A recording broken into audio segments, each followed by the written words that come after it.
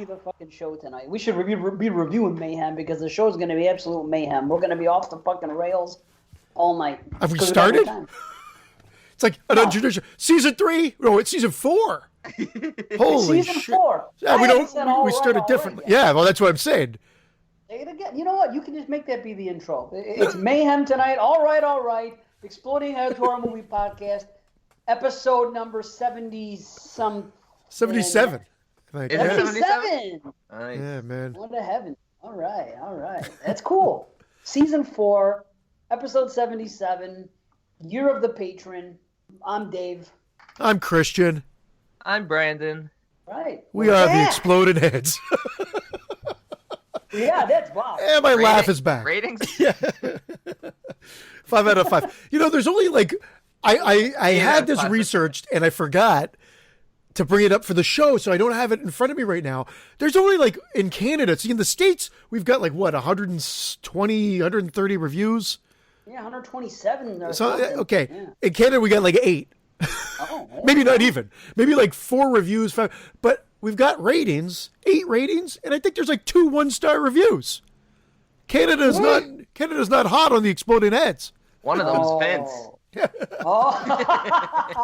The other is Moods. Yeah, the other's exactly.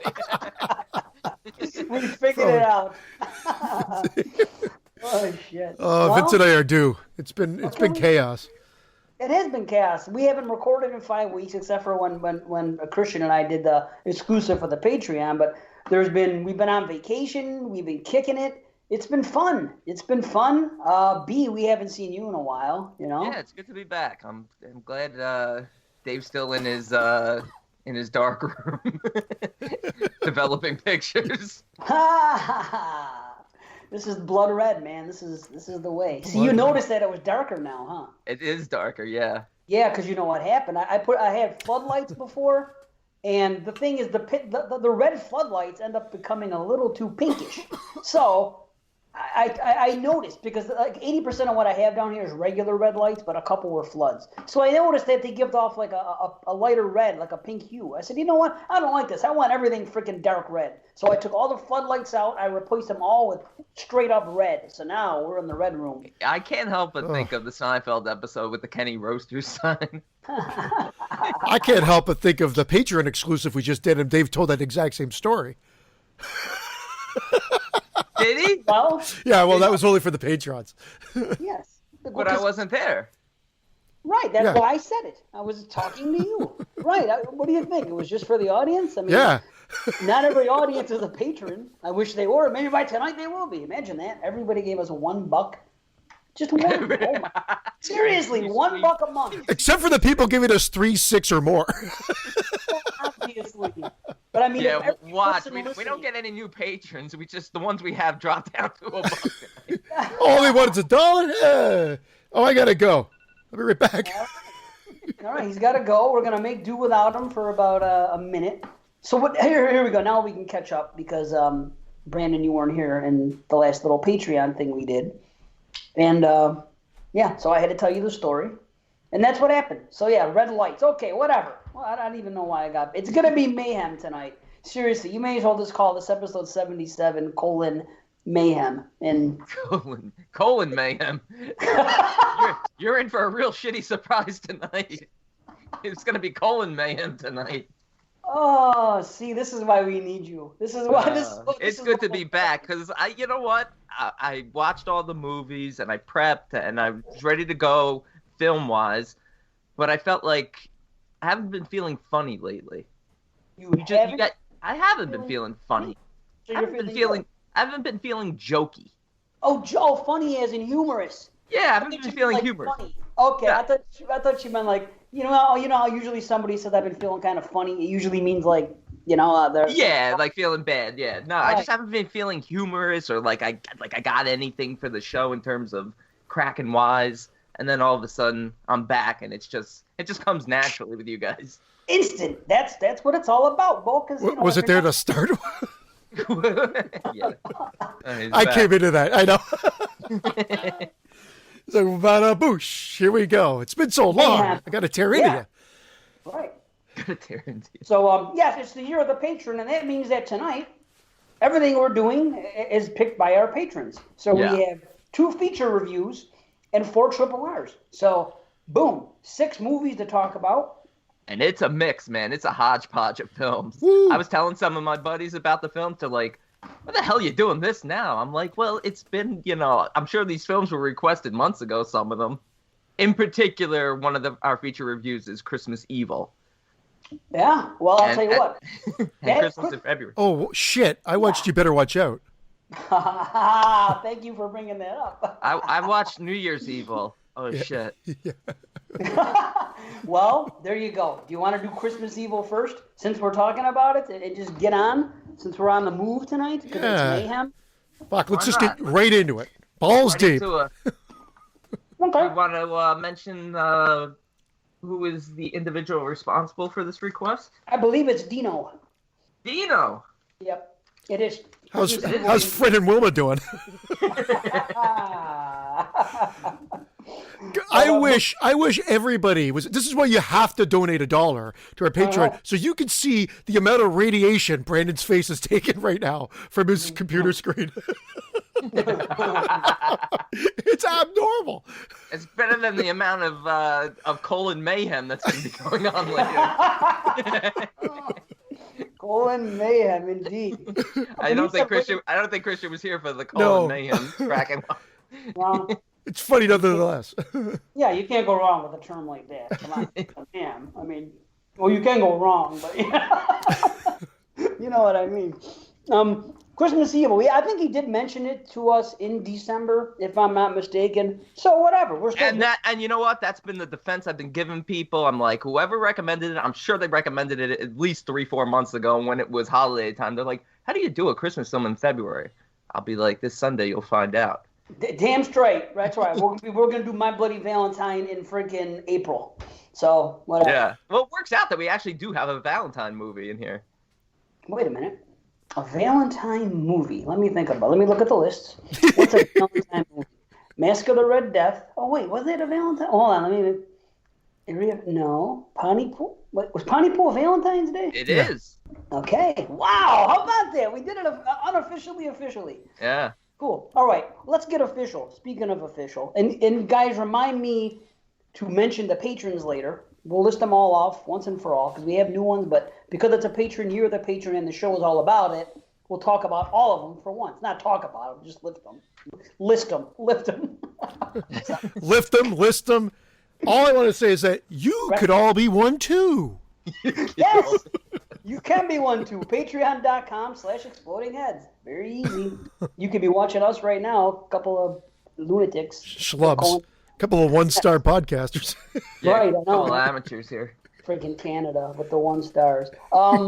So yeah, remind me to list the patrons at some point tonight, and remind me to talk about the email involving Brandon and his good looks. Ooh. Oh, wow. It's not what you think. Don't get excited. You've already had somebody ask if you were By single. Stevie Wonder. Yeah, No, I threw you to the. I complimented you, but at the same time, I threw you to the wolves. So it's a bit of a funny story. That's fine. I'm looking forward to it either way. All right, you guys ready to get into Christmas Evil? Let's do it. All right, our first feature review of the new season, Christmas Evil from 1980, written and directed by Lewis Jackson. A toy factory worker, mentally scarred as a child upon learning Santa Claus is not real, suffers a nervous breakdown after being belittled at work and embarks on a Yuletide killing spree. Wow, it just occurred to me that because he got belittled at work, that's why he snapped, in a way. Like, was he going to snap and kill if he didn't get his buttons pushed a little bit too hard, and that guy called him a schmuck at the bar, and the thing when he went to the Christmas party, they said playing the wrong tune, that whole conversation. Is that what set him off to murder, or did he murder before that happened? I don't believe he murdered before that. I think it was a combination of lifelong disappointment and belittlement at the hands of his family and friends, and it just basically set him off. This is a very misleading title for a film. Indeed. Yeah. Well, it's not the initial. It's not the official. It's not the original title. No, it's not. In fact, we get the original title on the Vinegar Syndrome Blu-ray, Which is what I watched. Yeah, I just bought it because it was on sale for not for Black Friday. It was on sale Maybe it was a Black Friday sale. Either way, I watched it for the first time last night. And I got it at a real good price. I got it at like $10 or $7. It was something that said, "Hey," I sat up and I said, "Christmas Evil for that price? Bet." So He actually sat up and said that. I sat up and took notice. Yes. So Christian had to step away again. It has to do with his new job, I think. He's in such demand because he just started a new job, so it's the elephants are sick. Why? well, maybe because I was gonna say, he went from freaking Ringling Brothers to Shrine, and it's a big move, So the elephants are experiencing some colon mayhem. Colon mayhem, nice. Every time Christian walks away for his duties, we talk about colon mayhem. For his duties. Duty. Oh boy. No, but it's funny because Christian cracked the joke that he watched Better Watch Out, and the original title of this film is You Better Watch Out. And I have a whole lot to say about that. I'm going to wait till Christian is here because I did something. I went on the B, and I said, I want to see how many Better Watch Outs there are, specifically because this is 1980, right, when this movie drops. And I'm thinking, in the time of 1980, there are no Better Watch Outs. This one's calling itself Better Watch Out, a great name, and they ended up dropping it. Isn't that weird? What a great name. And all these other things followed. Why would they change it? It's a much better name than Christmas Evil, in my opinion. Yeah, it's a little bit more accurate of a title, even though You Better Watch Out still implies that we're getting a Christmas slasher film. And I'm not saying this isn't necessarily a slasher film. There are some cool kills in this, but I mean, this is much more of a psychological character study than a slasher film to me. Of course it is. But I mean, I don't think it was for marketing, because if you look at the... It had to be for marketing. It had to be. Look at the DVD box. Look at the VHS box. It shows a killer Santa Claus going down a chimney with an axe. That's not a representation of this film. That's pure marketing. He had that little like tomahawk. So did I misunderstand you? That's what I'm saying. They changed it to Christmas Evil with that picture because they wanted to cash in on the slasher craze. Yeah, but doesn't Better Watch Out sound more like a slasher than Christmas Evil? That's what I'm saying. Brandon's saying that they changed the name because they didn't want to be misleading. At least that's what I got of what he said. That Better Watch Out sounds too much like a slasher, so they called it Christmas Evil. Is that what your point was? I feel like Christmas Evil sounds more slasherish than You Better Watch Out. Yeah. I misunderstood. Okay, well, then I take it back. The crazy thing is, it was 1980. This could have been Better Watch Out. And since then, you look on the B, you got You Better Watch Out from 2015. You Better Watch Out from 2013. Just straight up Better Watch Out from 2016. Even Silent Night, Deadly Night, Part 3, Better Watch Out. It's crazy. And there's a few more. So these guys had... You did your research. Yeah, dude. Hey, but we do research. Even though it's colon mayhem, we're still doing a little research, you know? Oh, you better watch out. He does his research. You better watch out for colon mayhem. Yeah, that was my point. It's 1980, and it's almost a shame that they just didn't stick with that name. That's what I was getting at. They were the first to do it. There's been so many since, and I don't know. Well, I feel like I didn't do my research because part of me seems to remember reading that it came out, probably didn't do very well, and then was re-released with the name to cash in on like the Friday the 13th, the prom night, and everything else coming out that year. You don't quote me on that, but that's what I think happened. That sucks for the people who went to see You Better Watch Out. They're like, I wasn't crazy about it. Let's go see Christmas Evil this week. Like, what the fuck is this? This is package mayhem. Could you imagine? Oh, man. Oh, but yeah, Christmas, because it was holiday time. You're right. Friday the 13th came out, and then we've been through it. April Fool's Day, and every holiday has been blasphemed over the years, except Arbor Day, but we'll get there. Well, Arbor Day was lampooned in the Blob remake. Arbor Day Massacre was the movie the kids went to see. Oh. In the Blob remake. Is it the Blob remake or Monster Squad? One of those two movies. Don't ask me how I'm confusing those two. But the movie they go see is Arbor Day Massacre. I think it was the Monster Squad, actually. Well, there you go. Well, let's blaspheme the Canadian holidays next. What can I tell you? Let's blaspheme Canada Day. the Boxing Day brutes. Yeah. I don't know. Yeah. Something. You're supposed to be good with titles. I know. I thought Boxing Day is a British holiday.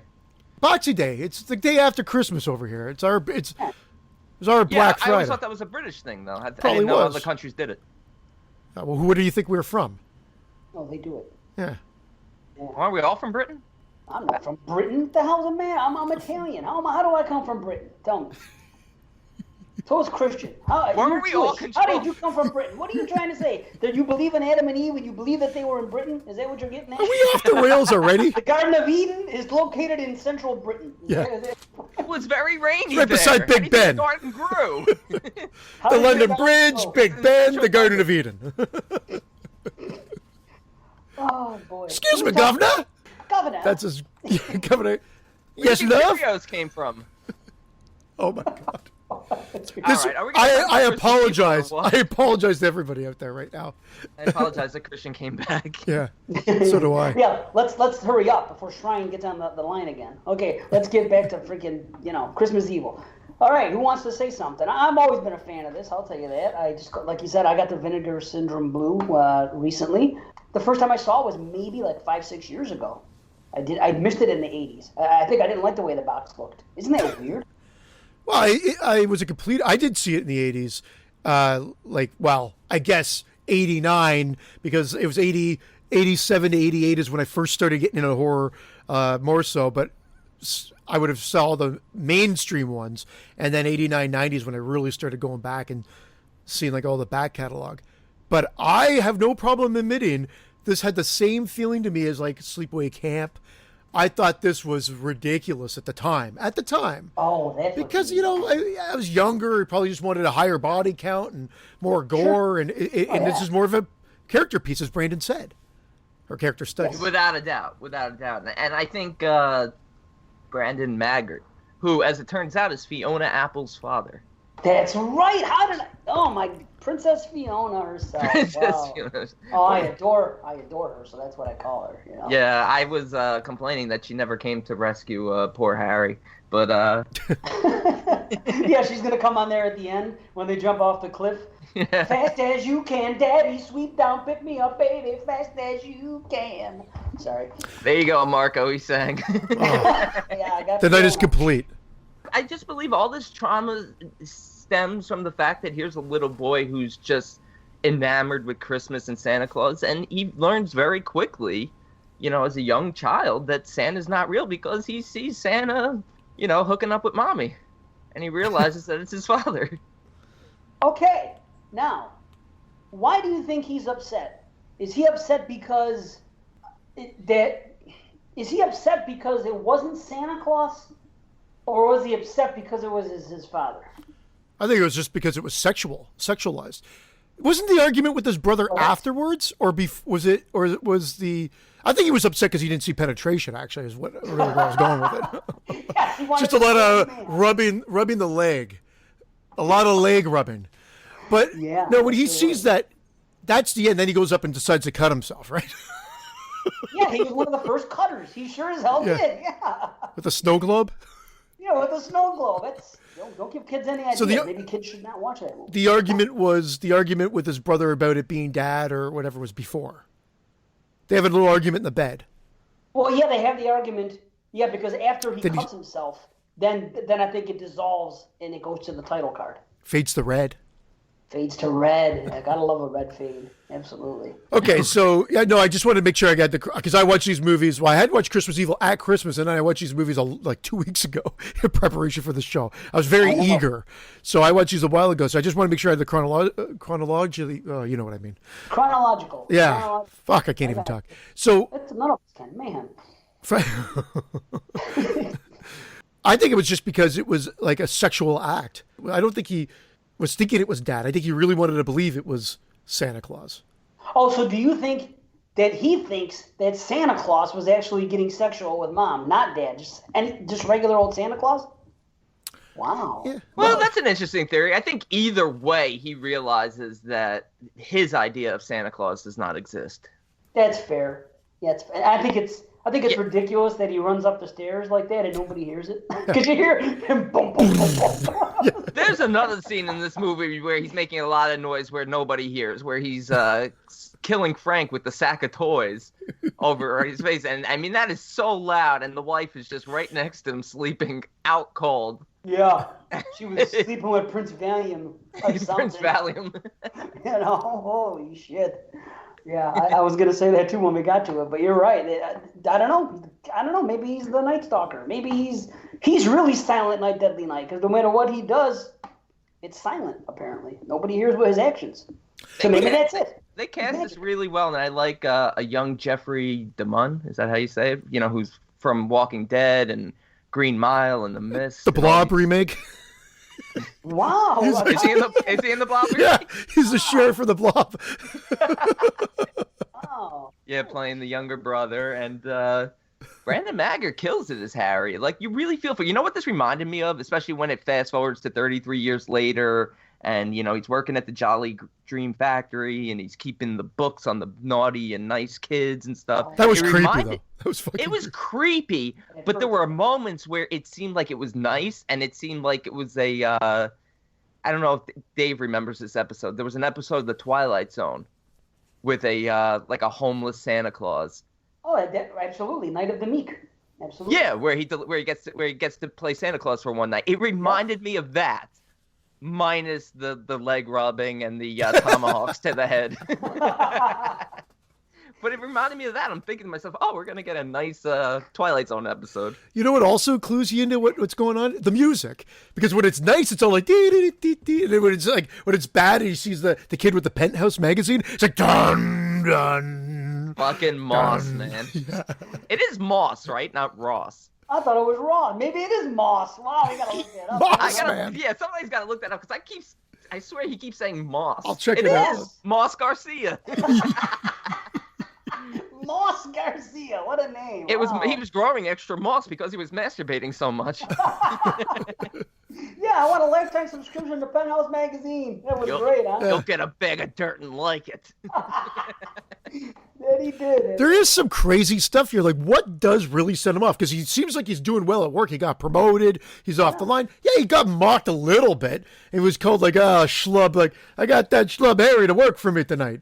Well, he was upset for being off the line. He didn't want to be an executive. He loved the idea of working and making the toys and being part of the happiness of the children. And then he gets moved off the line. And then at the party, he meets, his boss and the other guy who has the campaign to give out the toys at the children's hospital. And he realizes that even though it's a nice campaign, that nobody cares. And that's when he kind of like... Now, let's be honest. If you got one of those toys, wouldn't you just kill your parents? Oh. Especially like one of those planes that he started snapping in half at one point. I'm like, oh man, if I ever got one of those. Oh, they're freaking Dollar Tree toys. And the Santa on their logo is the scariest looking Santa ever. It's scarier than Harry later. Yeah. If it's not a jolly time, what is it? Oh, I don't know. If it's not a jolly time, it's... That's what I call masturbation, actually. It's jolly time. Oh, shit. Is that why you keep walking away from us? Like every 7 minutes? Yeah. I'll be back. I want to make jolly time. Scoozy. I think Harry's also a little disappointed that his life hasn't really amounted to much. I mean, yeah, he's sort of like in training to become Santa Claus, but there's the scene where he's outside his brother's house and he's just spying, and it's sort of like this Norman Rockwell ideal picture of a perfect family.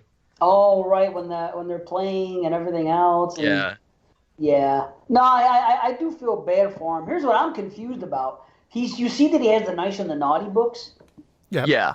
Right? And I think if this movie was made now, like if I showed this movie to my daughter, right away she would say it's creepy because it's a different time and kids know now. You know what I mean? Oh, look here's my little darlings, and he's looking, the windows happen to be opening, and she's just a doll. And you would think, yeah, this guy's a creeper. But his heart was good. He had good intentions. He wanted to reward the good kids. The books were funny. When you look inside the naughty book, the things that it said, those rocks had dogs. Poor hygiene. Poor hygiene. Poor kid. Poor kid. Yeah. Poor hygiene. Naughty. Well, cleanliness is next to godliness, so I guess that was his whole motto. There you have it. There you have it, man. But here's the thing: 1980. There's a book, Naughty and Nice. If you notice, there's a 79 and a 78 book. So is this the first time he's done this? Think about why would he have a book for 78 Naughty and Nice? Well, this is it. So what really sets him off here? He got mocked a little bit? Weird. I never thought about it till tonight. Because you're right. Because he's been doing this. He's been keeping like tabs on everybody in the neighborhood for years. Well, he wants to be Santa Claus. I don't really, even though it's incredibly creepy, I don't think that implies he's killing before. I think that even throughout this film, when he's killing, he still reverts back to his nice sort of, I want to help the kids out. He shows up at the children's hospital with the toys that he stole, and he shows up, in that random back alley with the kids and the family, and he just wants to interact with the kids. So the killing is just sort of, secondary, because he shows up at the the church. Yeah, he's there to kill the bosses. Yeah. He's there to kill those guys, and then the other guys start mocking him, and he just tomahawks them and has that really dangerous toy. Is it a nutcracker or was it a Santa? No, it was one of those soldiers, and the spear went right into his freaking eye. With the spear sticking out. That's a real fucking dangerous toy. Yeah, Ralphie would want that thing, man. It really did take an eye out. But maybe that was it, a crime of passion, and that just something snapped. So he was going there to target the young whippersnapper executive, and couldn't get to him. These yahoos got in the way. They looked a little drunk coming out of church, eh? Because he just went off Santa. If you're a little religious, I don't think you're going to come out and just start mocking Santa on the church steps. They had it coming, if you ask me.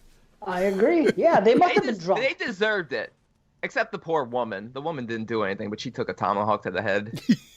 Because if you see after when they pull back, I thought he just killed the two guys, but then there's one of the women is laying on the ground dead also. Right, I thought he killed one person. I thought that he killed one, but in fact it was three. That was one of my notes. That's what it looks like. It happened so quick. To me, it looked like he killed the two guys, and then I'm like, why is there a dead woman there? There was actually 4 people on the ground, and then one got up. So at first I'm like, what the 4? Okay, 3. 3 I can live with. I don't know. I can live with 3. He gets a pass with 3. If it was 4, I'm turning the movie off. The fourth one was ducking the colon mayhem. So I know we're all over the place with this as usual. So he had this trauma. Well, we had his trauma as a kid. Maybe you're right. We had his trauma as a kid, and then he is grown up. Obviously has this affliction with Santa, and really wants to be Santa. This is the year that he's going to make it happen. Yeah. His ho-ho-hos in front of the mirror are pretty good. He does. Yeah. And he's always humming Christmas tunes. And you got to look at it this way, too. Every interaction he's had with Phil, his brother. That's his name, right? Yeah, Phil. Yeah. Phil. Okay. Yeah, I don't know why. Throughout the whole movie while I'm watching it, I wrote Frank for every note I made about him. And then at the end, when they said something like to Phil, I'm like, oh, I better cross out all these Franks. But every interaction with Phil implies that for the last 33, 34 years, however old, however long this has been going on since they're kids, has been just Phil just belittling and criticizing and never really supporting Harry. So, and that's all he really wanted was just some support. Because even the wife is like, you're so hard on him. You're right. I like the wife. She was. Yeah, I like the wife. I even like the nephew. The nephew's like, don't hurt Uncle Harry. Yeah, right. Yeah, because he's probably Uncle Harry alone. Well, he had to grow up with the fucking guy. After a while, you're a little sick of it. I mean, I don't have a brother, but I would be sick of this fucking guy. Had he been my brother. Well, yeah, every year with the Santa Claus. That's like enough's a goddamn enough. Canceling on Thanksgiving just because you got to watch the Santa floats. Yeah. And it's the volumes at like some ridiculous level. Hey, Dennis, turn the TV down. It's not even loud. Yeah, right. You couldn't tell that was Harry's TV on the other end. So when Harry goes on the rampage, and what I do like about this movie is he goes on that rampage, and the cops are right on it. It's they are on it. They've got a lineup of Santa Clauses. Like, remember, how many people were there? At least 30 people, right? Probably witnessed it. Sure. 30 people. Yeah, there's a fucking black Santa in that lineup. Why? Why would that happen? I know that's not how lineups work. He might have been the cop Santa in there. They throw a cop in there to throw people off. I would have given this movie a whole point higher if they had people say it's number 4 and they all pointed to the Black Santa. 1 point higher. They brought in one guy who didn't even have a beard. The old guy. He wasn't even wearing a beard. Everybody was super skinny. The lineup was so ridiculous. It wasn't. Why would they do that? I can't understand the reason to put the Black Santa in there. It would never happen. It was a different time. Who else was offended by the Black Santa? You want some toys, kids? Oh, shit. Did you notice that in the beginning the little boy looked like Mikey from Life cereal commercials? Do you guys remember that or not? I do remember the commercial. Yeah. I didn't even think of it. Oh, I thought of it right away. Yeah, that little Harry looks like freaking Mikey from Life. Hey, get Mikey. He likes it. Yeah, you know. And if anyone doesn't know, look it up on YouTube. Mikey Life cereal. That's why the father was working on the leg and not making his way toward the snatch because it stunk. And then you hear the father say, "Give it to Harry. He'll eat anything." Even with that lineup, you know how the lineup stopped? Not because of the Black Santa. It stopped because it goes, no, none of this is right at all. He had dark fur. Yeah, dark. Not the fact there was a Black Santa guy without a beard and all these other schlubs. He had dark fur. Oh, that was the Harry good put together a nice suit. And even the guy in the back alley, that's how he recognized him. He's like, "You see that fur?" Yeah, I know. The only Santa with dark fur. Hey man, that's styling. That's a styling Santa. I'll give him credit. He did the best he could. The funny part though, well, it's not meant to be funny. You were talking about humming earlier, and I wanted to bring it up. When he was flipping out and he was humming to himself, sitting in that chair rocking. What the hell was he humming? Does anybody remember? I don't know if it was Winter Wonderland, but it was something like that where he was humming. It definitely had to be a Christmas song because he was. Oh, of course it was a Christmas song. Yeah, I'm not sure. I can't remember now. I don't remember off the top either. No, they're walking in a like, Christmas touching Wonderland. Scenes in here with the kids especially because they the innocence of children, especially that scene in the back alley when the little girl actually like pulls the blade on her father and then brings it to Harry. Yeah. Well, that's a comment on Santa because really kids are so enamored by Santa they would actually probably take Santa's side over us. Yeah, and even in that moment, Santa is being nice. He's handing out extra toys to these kids. He's like, "I think I can come up with one more for you guys." And, well, he does do good things. He goes to the orphanage and gives all those kids a toy. That's a really touching scene. Yep. And like at first, the guy doesn't trust him, and then I love how they play with that. Like this movie's grown on me. Like I said at the beginning, I didn't like it was just too slow and not what I was expecting. And every year, once we started doing this podcast, every year I sort of watched it again, and I've come to admire it a little bit more each and every year. And I don't find it slow paced anymore either. It clicks along well. It does, actually. Yeah, it moves. Once you realize that it's a character study and not a slasher film, you're like, all right, I'm interested because Harry does a great job. You know, his interactions with his brother are great, especially Christmas Day when he calls him and he, because he didn't show up that morning and he tells him, he's like, I finally found the right tune. And it's heartbreaking because you sense, not only because the movie is almost over, but you sense that Harry's is approaching his end game. You know what? It's kind of like a lighthearted Maniac. I know what you mean. I believe that was the tagline originally. You better watch out. A lighthearted maniac. I can't. What is with me tonight? I'm not into this yet. You're not. I didn't warm up my mouth. Excuse me for a second, folks. Better go have some more jolly time. Oh boy, it's all right. Shrine's really putting you through the freaking ringer.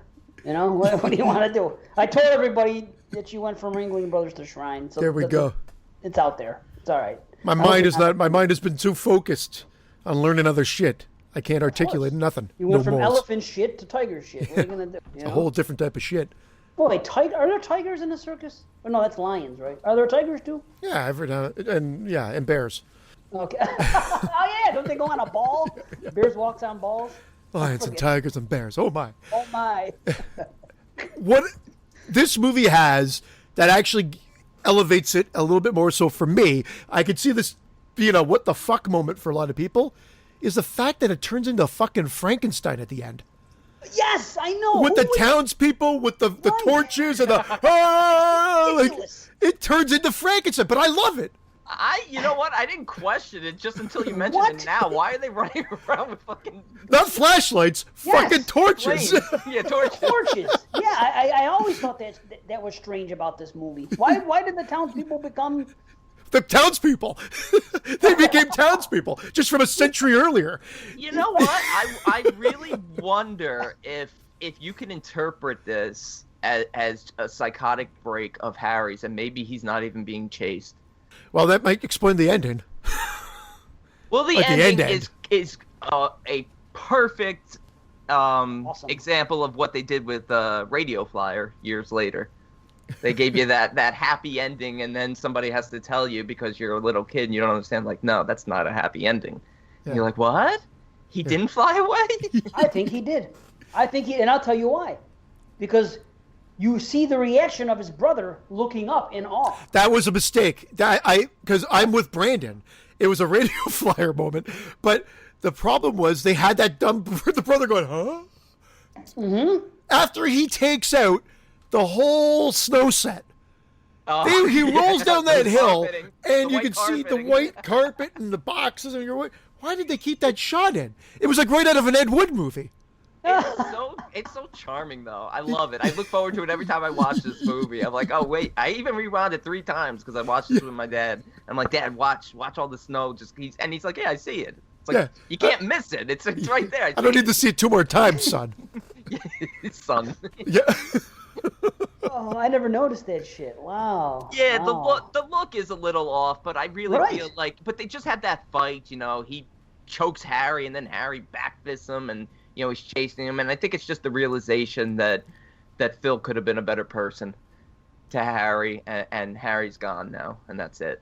But so yeah, you want to go with the ending that it jumps, and in Harry's mind, he actually dies happy, because in his mind this is happening. He's really going to plummet and be dead, but his last thoughts are of something, you know, it's a psychotic thing. And so he's actually going to die happy. It is a happy ending. How's that? It's a happy ending for Harry, because he's training that van throughout the whole movie. Throughout that whole movie, he's smacking that steering wheel, and the reindeer are, you know, right.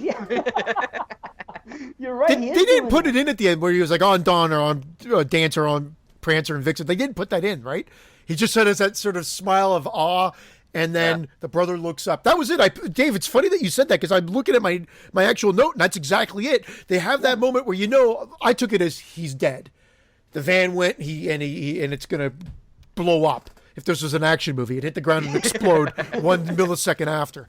But they show that shot of the brother going, wow. Yes. See, there you go. It's such a weird ending.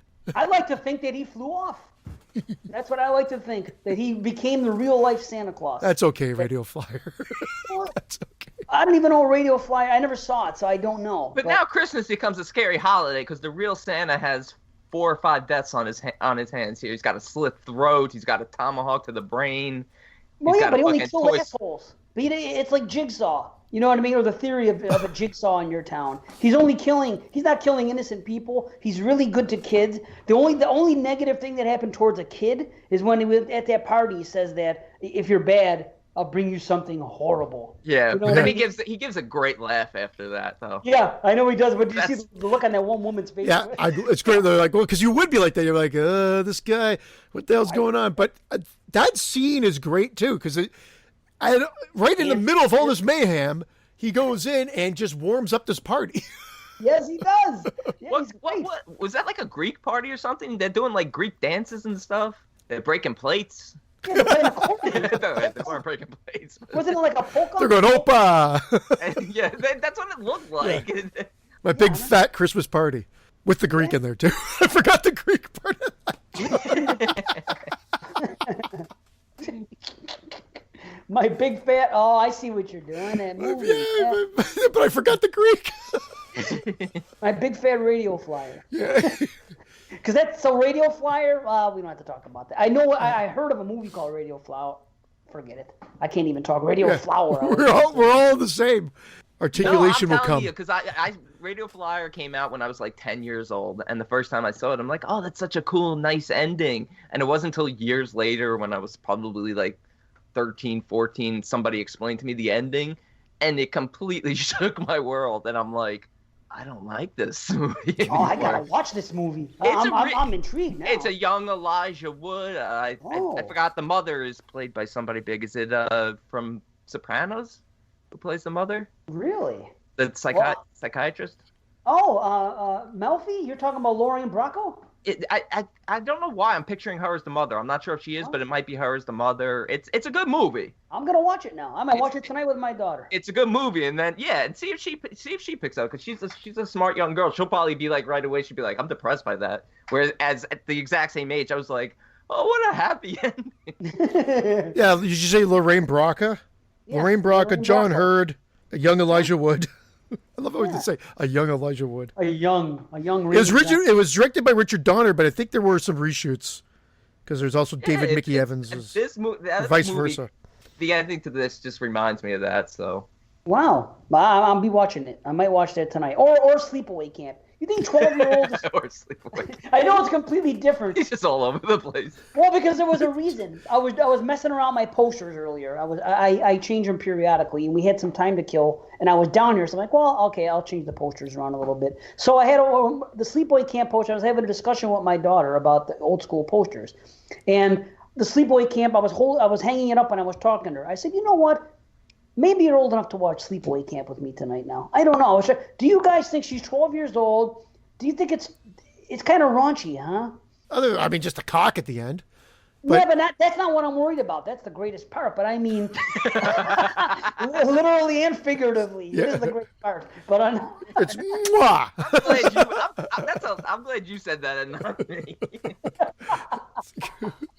It's raunchy throughout, though. It is. It's a sleazy movie. You got remember Baldies. Yeah, there's Baldies. Right. You know what though? You said she's 12 now? Almost 13 and thinks she's 20, so yeah. Yeah, but she's a smart, mature young lady. I think she can handle it. Damn it, I might just watch. I swear to God, I thought he was going to. She's a smart, mature Baldy. I swear, I thought that's what he was going to say. Even I have my limits. I'm sorry, Dave. I swear that's what I thought he was going with. I was just like. It didn't even dawn on me to crack that joke, and even if it did, I wouldn't have, because I would have known. But I'm like, no. I don't know how. See how I was able to crack the joke? Make it seem like it was you cracking the joke? It could be the end of Exploding Heads right on the spot. Right on the bald spot. Oh, wow. We really do crack ourselves up. That guy was right. We do. Fuck that guy. Yeah. I'm having a good time. Oh, that's awesome. Right. Oh, I've missed this. Yeah, man.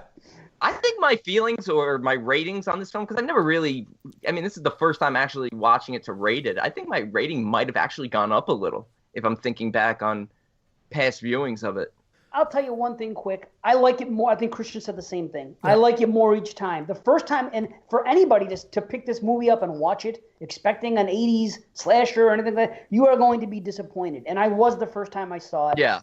Maybe I even saw it in the 80s and just completely forgot about it because it was so insignificant. Remember, I'm a kid. A slow movie like this is probably not going to be something I'm going to remember. So, but when I went back to watch it, like 5-6 years ago, my first view, I was like, okay, I kind of like it, but, it's expectations. And by default, people are going to see this poster and see the time that it was made and think it's a slasher. So unless you know going in, I think a lot of people are going to be disappointed. But after you've accepted that and seen, know it for what it is, I think it does get better each time. One thing I noticed this time, the soundtrack. Really good soundtrack, good sound design even. They use Christmas songs the right way, and I never really paid attention, maybe because I have a better system and everything now, but I really enjoyed, the music presentation of it. Agreed. Right on. There's one other scene. Sorry, Brad, did I just cut you off there? No, I just said right on. Oh, there's another scene that stands out because it's really creepy, where he is spying on Moss through his window at the house. And the mom drags him out to go out shopping. And it almost, it's weird because I have good memories of my parents and everything was great, but it takes me back to a time. I think maybe I remember a kid being yelled at from his mom to get in the car. It seems like it's right from that time period. Like it takes me back to like 1980 almost. Wow. That scene, but not from a personal experience, but just remembering something of a mom like that. But do you remember him being in the bushes and then he takes the mud and then he just pushes his face in his hands and makes an imprint on the side of the house, like a territorial, like predator, like it's really fucking creepy. That's what I was going to ask you guys. Do you think he did that just to mark naughty? So when Christmas Eve came, he knew what to do, or it was just for the hell of it? Well, I think he knew where he lived. I think it was more just like a marking. Yeah, what a thing to do, huh? That's freaking. Yeah, it makes no sense, and I don't think it has to. No, I guess not. I mean, and everything he does make sense. He's off his rocker, so to speak, and you feel bad for him, but it is what it is. One question: how the hell in the beginning of the movie, when his father came down the chimney, how did he do that? And how did he get back up? He put his hand on his nose and rose up the chimney. Yeah. I think that's just the way Harry wants to remember it. Yes, but why? Because by that time he was spoiled. So you would think he would remember nothing good about it, because remember how upset he was after. Why would he see him rise up after the grisly discovery, if you will? So, but wait a second. That was before. She wasn't that hairy. No, maybe I'm wrong. Now I'm getting all confused. She wasn't that hairy. He's talking about grizzlies over here. She had dark fur too. She's a baldy. Was that after? No, see, I thought there was almost like a story part where it opens where you think there's like almost a sweetness to it. And then that's when him and his brother start arguing about that was dad, or whatever like that. Then he goes back down and they're making out. So I think that's what you're doing here is they're playing with the kid's imagination, like remembering a story of it like the night before Christmas. I think it's supposed to be this sort of sweet introduction to it, which then turns ugly in his mind because it becomes sexual. But the father's entrance, there's no other way he could have done that. Like, I don't think Santa's going to walk through the front door. Because remember, the mother and the two kids are on the staircase waiting for Santa's arrival, and all of a sudden you see the feet come down in the chimney. Harry had to go through the basement because he couldn't fit through the chimney. Right. It seemed like a lot of parents wanted to do this in the 80s, and Gremlins, it didn't turn out so well. Right, man. That's what happens, right? Yeah, you can't do that shit, man. Chimney, chimney, chim-chim-cheree. You know? Ain't no Mary Poppins, motherfucker. Hey, man. I love Poppins, man. I'll rep that till death. Absolutely. The wackiest shit comes out of his mouth sometimes. Yep, hey, as long as it ain't going in my mouth, it's okay. You know? Well, this movie, like I said, I enjoy it each and every time a little bit more so. I scored it a 7.5 out of 10. Hey, me too. Wow. I came up to an 8. Nice. Nice. Hey, well, we're off to a good start. Yeah. Thank you. Thanks. And that was Dino, right? Yes, it was. Yep. I wonder how many times. I want to know. The only question that matters tonight is, Dino, how many times were you given a Fred Flintstone joke growing up? Right. I want a number, a rock-hard number. What if it's pronounced Dino? Dino. Someone's in the kitchen with Dino. He can't help himself. Jumping on the old banjo. It's been so long. He breaks out the song every 2 fucking seconds. I could. I'm jealous, though. I am, and all kidding aside, I'm jealous of the name Dino. I wish it was my name because it's a very ethnic Italian-sounding name, and I got stuck with Dave, which every other asshole in the world is named Dave. I always wanted an Italian name. Dino sounds like you got like a big honking cock. Dino. Yeah, it does. I got a Dino over here. Dino. They don't call me the dinosaur for nothing. Yeah. Thanks again, Dino. That was a good time. And we hope you enjoyed the review. And we hope you guys are all enjoying the review. You're a good egg, Dino. Wow. Okay. Woo! Now we're going into triple R's. And how many of them do we have tonight? What do we got, 4? 4. Woo! Boom, boom, boom. Horseman. Boom, boom, boom. Boom. So, want to talk about one? You might be the killer, since I can't get the damn song out of my head. Sure, man. All right, man. Jumping right in with You Might Be the Killer. Boom. Jerry Cortez, Mr. Venom, Mr. Podcast. Oh, boy. Should I just name them all at this point? He's got so many. He does do a lot of podcasts. Yeah. Just Google them. No Room in Hell. No More Room in Hell, I mean. Rad Radio. Underwater Kaiju. He's all over the place. Jerry Venom. Mr. Cortez. Or Jerry Cortez. Jerry Venom, Mr. Cortez. 8 out of 5. Colon Mayhem. Okay. Anyway, Jerry. It's one of those nights. Yeah. Right. One of these nights. Sorry. You Might Be the Killer. This is from last year, from 2018. Directed by Brett Simmons. A camp counselor suffering from blackouts finds himself surrounded by murder victims. He turns to his horror movie enthusiast friend for advice, and to contend with the idea he may be the killer. Go ahead, Dave, sing. You might be the killer. It's great, because think about it. We haven't had this happen in so... Remember when it was, really cool back in the day, or it was trendy to have a song that represented your film, and in the end credits, you got the Ballad of Harry Warden, etc. Maniac Cop Rap. Yeah, Maniac Cop Rap, Maniac Cock Rap, everything. Cock Rap, a.k.a. a condom. Oh, my God. Boom. Hey, when you're in a pinch, sometimes you got to put saran on that shit, Oh, I've done it. Reynolds Anyway. Rap. I don't even know what we're talking about. Yeah. You Might Be the Killer. It's cool that they have a song. That's the point I was trying to say, because we haven't seen that in so many years, and I wish more movies would do that. It's cool. Well, that was a very 80s thing to do, so it's actually great. And I liked this. I only watched it one time for the year-end show, and I said it was good.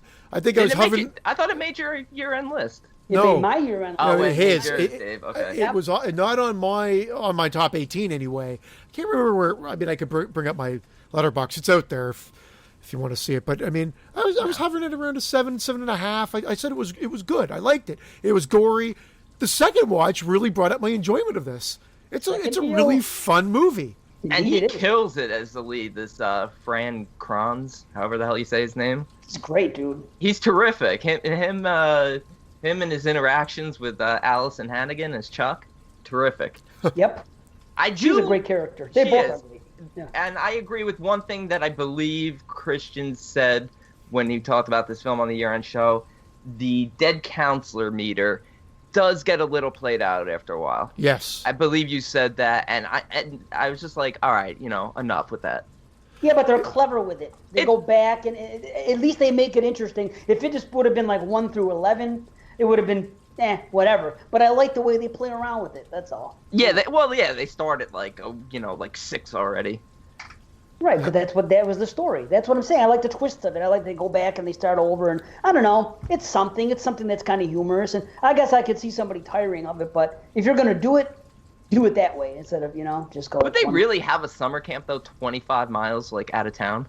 Well, Friday the 13th was kind of like in a way that was the idea that they were far away from town. What is it, What is it, anus? Anus?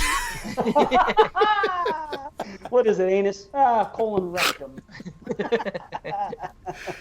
Yeah, about 20 miles. Yep. I'm pretty sure that was the exact dialogue from Friday the 13th. That's right. That's what they're doing. Give or take 2 lines. Yeah, true. But yeah, I think that was the idea. They're attributing, the Friday the 13th motif, whatever. And I'll tell you, I'll say it simply like this. My complaints about Final Girls, my minor complaints, was that I wish they put the gore in as well. And we've been through this a couple times. This movie does horror comedy and leaves the gore in, and it's real gore. It isn't goofy gore. It's slasher movie gore. And that's what I like about it. It brings that to the table. You tend not to see that. That's why I'm so high on this movie, that the kills are legit slasher kills. And yes, it is comedy, and it is meta stuff and done in a different way, but I don't know. I'm not saying it's a perfect film, but it's like the total package as far as, that's concerned. I like that. That's what I really like about that. I've seen the movie 3 times now, and, my rating is maybe slightly down from the first time I saw it, but, I mean, I'm right around the same spot. Because when you see something 3 times in 6 weeks, Yeah. that'll happen. You know what I mean? And that's what's happened with me. But I love the fact that they had their gore. And I'm not dissing Final Girls, but you get what I'm saying. I wish if they would have done that in Final Girls, man, that movie could have been like, I probably would have rated as high as Brandon has it. That was my one. It's a great film. Don't get me wrong, but you see what I mean with the kills, though. No, the kills are the highlight. Yeah. Okay, And they should be in a slasher. I was agreeing with you. okay. Yeah. As they should be. Yeah. Even if it's a horror comedy, it's still a horror comedy slasher. So you may as well make the kills look like damn good kills, and they all are. So I just felt like in Final Girls compared to this, you have a more well-rounded group of characters, whereas in this film, it's really it's Chuck and Sam. you don't like the other? You don't like Amani, and you don't like Jamie and the rest of them? No, I like them, but they're not as developed. It's really it's Chuck and Sam's movie. Absolutely. I mean, their interactions on the phone and the comedy comes from them, and the smiles come from them. The whole Freddie versus Matt Cordell comment. The first time I heard that, man, that put a big smile on my face because nobody knows who the hell Matt Cordell is. That was written for us. Yeah, that's it. That's why, like, you do have to give it kudos for that. The Final Girls was a little bit brighter. It had the brighter colors. It had a little bit more character development. It was a little bit more traditional in its presentation, and had a lot of heart. This one has a lot of heart in a different way, and it's very clever. Maybe it's turned off with the jumbled style of story presentation, but then that is exactly what ends up being its strong point. So upon rewatch, that's why my enjoyment level went way up. I kind of like the disjointed storytelling. I did like the gore, but because of the disjointed storytelling and how it's focused, the character development is gone, other than from the two main characters, for the most part, and their friendship. You do get the flashback to the summer before, with him and Imani, and that's all something. fine. But the jumbled storyline helps for the kills because they're like, oh, I want to see how that one was killed, because I believe they start off right with Steve, the kayak king. Kayak king! I love that. It's like, I don't want to... They're canoes. They're canoes, right? But, it's funny. I mean, it's brutal. The kills in this are fucking insane. Yeah, man. I mean, you get a great slit throat. I mean, there's one kill where he chops the guy's head right in half, and Chuck's on the phone. She's like, "Aw, you didn't cut his head in half." Yeah. Like the shit like that, just the interaction back and forth between them, it's like really funny. I like how you see it from two different angles too. Like you'll see it from one scenario, they'll show it from behind, and then you'll see it from the next, and they'll show you the front. I thought that was great. I could see a whole movie just showing it from different scenarios. It's like the Fight Club thing. Yeah, true. And I would actually love to see a sequel to this. I know people are like, "Oh, come on." I would like it. You don't think we'd get one? I would like to see a sequel also, because I think there's a few questions I'm going to have in terms of how you guys interpret the ending. Well, here's the thing. Right before they did that stinger with the phone call at the end, I thought that would have made this movie even more freaking powerful, because when you look at it and when you see the final person walking away in the death of another person, you're like, wow, that's a very serious tone to end a horror comedy on. And at the time, I'm like, wow, that's freaking serious. And I almost wish they wouldn't have had that stinger, because the proposed idea from that, if there is a sequel, isn't something I'm anywhere nearly interested in. You're talking about going from slasher to zombie. You know what I mean? And there's been enough zomcoms. You know what I mean? This has been done right. This is a perfect blend for a slasher comedy. But now the whole backstory with the woodcarver and that whole story and that mystery, and then they go out in groups to look for his grave. Why is the mask and the weapon so easily found? Why is it this time? Was there something in the story about like certain number of years go by before like the curse is revisited or something? No one's ever dug there before, apparently. Because it's literally right there on the surface. Yeah. Like they should have had to dig. I mean, they had a perfect opportunity to make Jamie the one digging, because that was the hilarious thing, is how Sam keeps talking about her digging, because he turns around and she's dug like a 6-foot hole by 6 foot deep, 6 feet wide in like 2 seconds. Oh yeah, right. And they make fun of that in this movie, which I thought was very clever. But it looks like the mask is like propped up on like a little box. Here it is. Yeah, I guess it is a little bit fugazi. I never thought about it that But way. I do like the fact that even Sam references this to Chuck at the end. It's like or to maybe it's to Jamie and Imani. He's like, it wasn't me. It was Drew's fault. It really was Drew's fault. She put the mask on him. Yeah, she did. Yeah, it was her fault. But Chuck's talking the whole movie about how the mask imprinted on him. So then the ending kind of threw me off, because I'm like, well, if the mask imprinted on him, like, would it imprint on someone else so quickly? Does that make sense? Well, because he had it on for so long. Yeah, like that mask should have been calling to him. Yeah, but the mask will call to anybody. It doesn't matter. It's an evil entity. I never questioned that. I think that was fine. All right. Just asking. No, I hear you. You're wrong. Wrong. Wrong, you baldy. I like the mask, though. Speaking of the mask, see, that's how you do it. That's a cool-ass mask. Again, I hate to knock on the Final Girls again, but that was a complaint a lot of people, I think, had about the Final Girls. You don't seem to hate it that much. Because you do. I don't. I rate it high. I think, honestly, I think it's overall, as far as a horror movie, I think it's slightly better than this is. I think it is a better movie. I just, this is I respect this one for the way they blended it more. But but a lot of people didn't like the Mask and Final Girls. I've heard a lot of people say that. I don't think you can make that statement on this one. I think it's a perfect looking mock Jason mask made out of wood. This one reminds me of that movie with that kid where he also was Cub? wearing that. Yeah, Cub. That's exactly it. Every time I see that, I'm like, Cub. It's Cubbage. I thought of the Final Girls the first time too. I'm like, another wood mask. Like, it was funny that you bring that up, but this one is a little cooler sculpting because it does fit like more like a Jason. It's cool, man. I imagine if they had this mask in like a serious tone film, I think people would freaking be going gaga for it. This one fit a little bit more like Jason Goes to Hell, though. This one was a little tight around the skin. Don't say that word around here. Don't say that word. I actually wrote down the line because he's talking to Chuck on the phone, and she's telling him that Jamie's gonna be the one to kill him because she's the most pure. And Sam's, in his cracking up voice, he's like, "What? She's the sweetest girl. I mean, you should see her dig, but she's such a sweet girl." Like, but he throws in that. She's does she remind you a little bit of what's her name? Thaisa Farmiga. That's what she reminded me of. That Jamie girl. She looked like her. Yeah, a little bit. I could see that. Who's in Final Girls once again? Yeah. She plays that role. Reference that movie so many times. I think you'll love it. I know, right? I do love it. I do love the Final Girls. Wait, what are we reviewing right now? We're going back to episode 1. When all said and done, I mean, I don't know if this would have, maybe it would have cracked my top 18. I don't know, but I came in at an 8 out of 10 on the second view. Me too. I'm an 8 out of 10. Initially, I was 8.5, and I was the second view.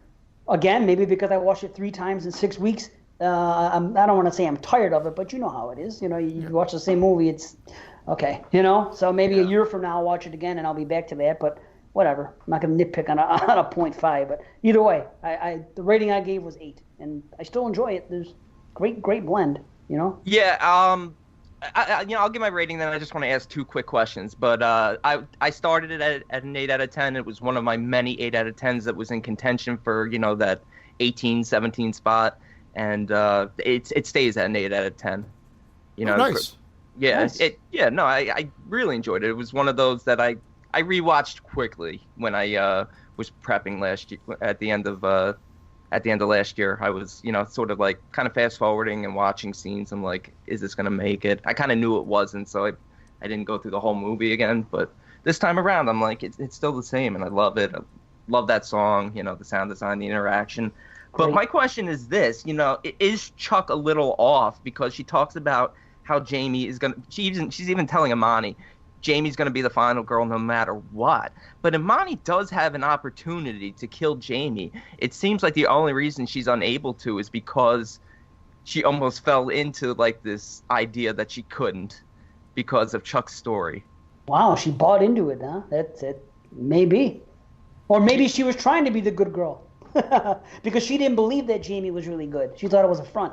So maybe she's like, well, let's it kind of was a front. It kind of was a front because they're having that conversation. It's just she's not 100% pure, Jamie. She's not. Well, she's a virgin and she doesn't use drugs. I mean, what else do you want from her?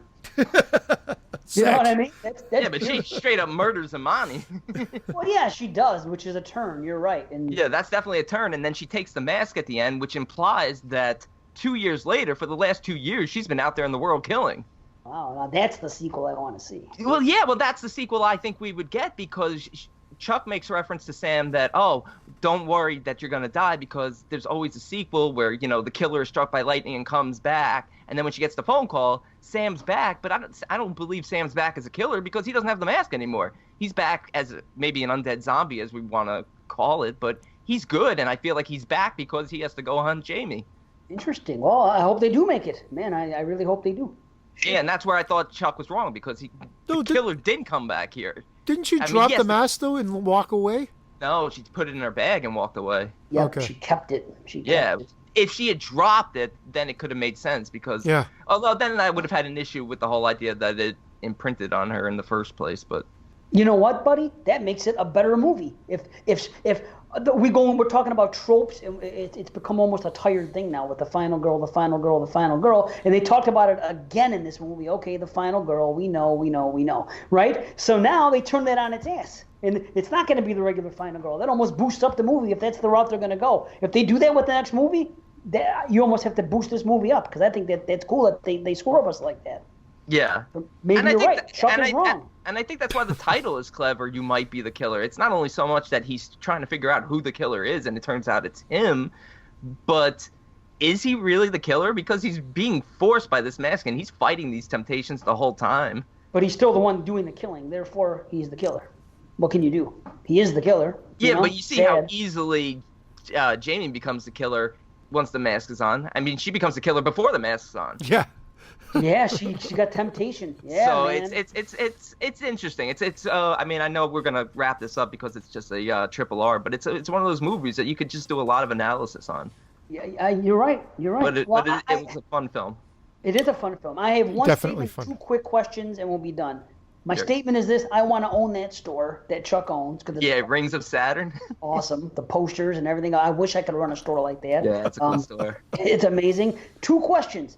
Number 1, have we ever seen a killer discover himself at the end of the movie that he's the killer in any movie ever? Because there's a point in this film where, he discovers that he's a killer. You would think of all these horror movies. I know I've seen it before, but I feel can't. I feel like there is one there too. There has to be. Right? Doesn't there have to be? Where someone doesn't know he's doing the killing, and then at the end of the movie, like, it's almost like the twist. Oh, I've been doing all the killing. His way is so much funnier because, the final reveal, it's like, all I have is this baseball bat. What? Yeah. It's a big dagger with it's got like a jawbone handle. I love that dagger. That's such a great dagger, and it's like, that's when he knows. He's like, oh, fuck. It is. It is awesome. Okay, so one more question. Can you make a straight-up camp slasher now? Like without the comedy? Yes, a straight-up movie. Can you do it now? You could. It's funny that this one probably gets it more right than all the ones that play it straight have and fallen flat. Yeah, you can. Just no one's done it well. Yeah, I agree with Christian. This is the closest thing to it. Yeah. It's weird, though, isn't it? Every time that I can recall seeing a killer at camp in the last 10 years, it's been a summer camp like that. It's been comedy. We haven't seen someone try to do like a camp killer, a Friday the 13th style. Well, I think that's it. It's the fear of the idea that you can't create another boogeyman, or nobody has the balls to at least try. Even though in the 80s there was freaking a dozen ripoffs. I know. You know what I mean? But now it's forbidden. Nobody wants to tread those. Yeah, I mean, like Hatchet is the forest, so they're using the forest setting in the swamp, not a camp setting. Yeah. Someone should do it. Maybe we should do it. I don't know. We'll call it Camp Killer. Yes, Camp Killer. Or instead of you might be the killer, you are the killer. How's that? You are the killer. Okay. I am Camp Killer. What do we want to do next? You be victim. All right, you want me to just surprise? All right, I'll just surprise you. I've just pulled one up randomly, and here we go. From 2015, directed by Oren Peli, Area 51. Aha! Oh, yes. And this one sent to us by... Oops, wrong picture. So sorry. It's Mayhem, folks! Okay, this is Keith Moffat. Yes, it's Moffat. He told me it's Moffat. Is it Moffat? No, it's... It's not Muffin. Lick my muffin. Lick my muffin. You have to lick my muffin. Damn it, you beat me to it. Boom! So Mr. Right. Moffat gave us 3 to choose from. Area 51, Extraterrestrial, or Unaware. I'm a big Extraterrestrial. Have not seen Unaware, but this we chose because it was the easiest one to watch because it's available streaming somewhere. Yeah, and I immediately regret that decision. But I'll say this before I read the description of the film: is I've seen Extraterrestrial as well, and that's a fantastic movie. Yeah, and Unaware, I thought Christian said it was on YouTube. Yeah, free on YouTube. Oh. You were unaware. Yeah, watching something on YouTube isn't the same as watching it on Hulu or Prime. It's a fucking found footage movie. I think they put it on there. Unaware is found footage? Unaware is found footage, yeah. Oh, I am unaware. Holy shit! How have I not seen this movie? Oh, my I watched all.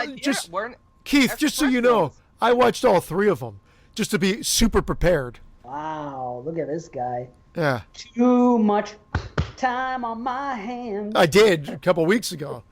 Not anymore. Yeah, I don't That's know why how I you did do it. I've been watching these movies a lot earlier than I usually do, and I'm having a tough time remembering. This guy watched it like 6 months ago. All right. 3 young conspiracy theorists attempt to uncover the mysteries of Area 51, the government's secret location rumored to have hosted encounters with alien beings. What they find at this hidden facility exposes unimaginable secrets. Now, right there, just that description at the end of the B, unimaginable secrets, pisses me off because they find exactly what you think they would find in Area 51.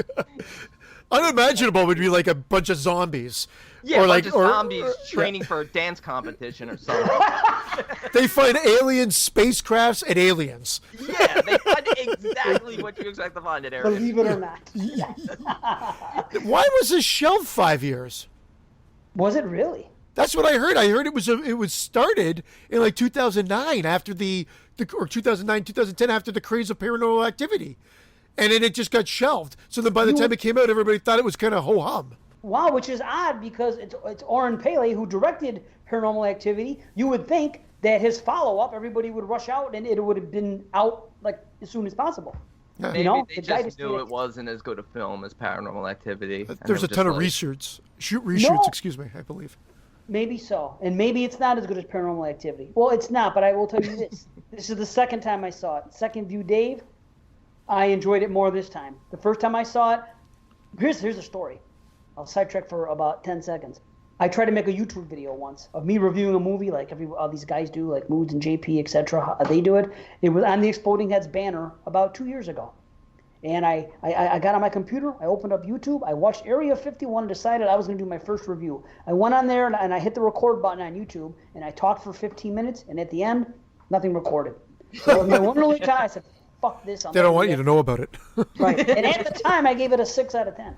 Wow. At the time, that's all I gave it. I've come up a little bit, and I definitely enjoyed it more. So I'm so glad I got to watch it. You know what? I just feel like the opening of this film, leading up to the event at the party, is just stereotypical found footage. It's just That's okay. I don't know. I feel like I don't know. They got to switch it up. Like I don't need to see these guys going to strip clubs. I don't need to see them going to parties. I don't need to hear all this useless banter. I get it that that's what it has to be because there's no music or anything to drive the action here. It's all dialogue, and it's just the same thing over and over, and I just felt like very early on, like, man, I'm really not into this. And then the scene at the party happens. You know, we got the 3 friends, Reed, Darren, and Ben, and Reed disappears at the party, and there's a flash of light, and they find him like a half hour later when they're driving home, like down the highway. And that's kind of cool, because all of a sudden after this, they flash forward 3 months later, and he's obsessed with breaking into Area 51, and they got all these gadgets, and they're getting ready to do this. But they never really bring back what happened that night, and to what purpose it even plays. They have a little bit of a dialogue exchange. He saw something and spaced out. I thought they allude to it that's exactly what drove him to wanting to do it, why he was so fixated on going to Area 51. However, I do believe it is, I agree with Brandon. I was kind of like, it's ho-hum. This is the second time, because Dave, maybe it wasn't on your found footage list, but I watched it back when I was watching a bunch of found footage movies. And I think I watched it by accident. I do feel like it's a little bit more in the ho-hum territory for sure. Well, maybe it's because we didn't see the first 50 areas. It never gets old. It doesn't. Listen, the way you set up the film, It's typical found footage. That's fine, but I think you have to have a reason to show that why these guys are filming everything and why they happen to be filming that night. Because the setup is, it's a nice explanation. Why were they filming that night? Well, because they film everything. So that I can understand to a degree. Second of all, I think that we don't see what he sees that night ever, because I think if we would have seen it, it would have been in the beginning of the film, and I think they wanted to save their bag of tricks until the climax. That's what I think. It's just a filmmaking technique that I think it was a conscious choice. Let's not show anything really cool now. Let's let it, and let's just save it all for the end. Maybe it's a budgetary thing, or maybe not, but that's what I got out of it. The interviews that were wedged in, they were totally unnecessary. They added nothing to the movie. Oh, I like that stuff if it was Blair Witch. Like Blair Witch, it was part of the actual story arc. This seemed just like it was unnecessary. Even when they introduce Jelena, however the hell you say it. Jelena? Yeah, whatever. Jelena, and she's talking about her father, and he was very suspicious, and he worked there. Like, would you really hire a guy who's suspicious to work at Area 51? And they reference that he was following this one guy around, and they make it seem like this guy is going to be a super high up, powerful guy, like the head of Area 51. And then they follow him for like 20 minutes just to steal his key card. But that was great. I love that sequence when they break in. I like that. That was one of my favorite sequences. It is great. It is the best sequence in the movie. I thought he was going to play a bigger role in the film. It's like they're introducing stuff that they never bring back. I was confused. I'll give you that. I thought he was going to be somehow along the line. I never heard that we have to get this guy because we need to steal his key. I never got that until they got to the house, either time I watched it. So I guess I could see where you're coming from. Were we all misled? Did they not include that in dialogue? That the reason we want to find this guy is because he has a key that I know we can use?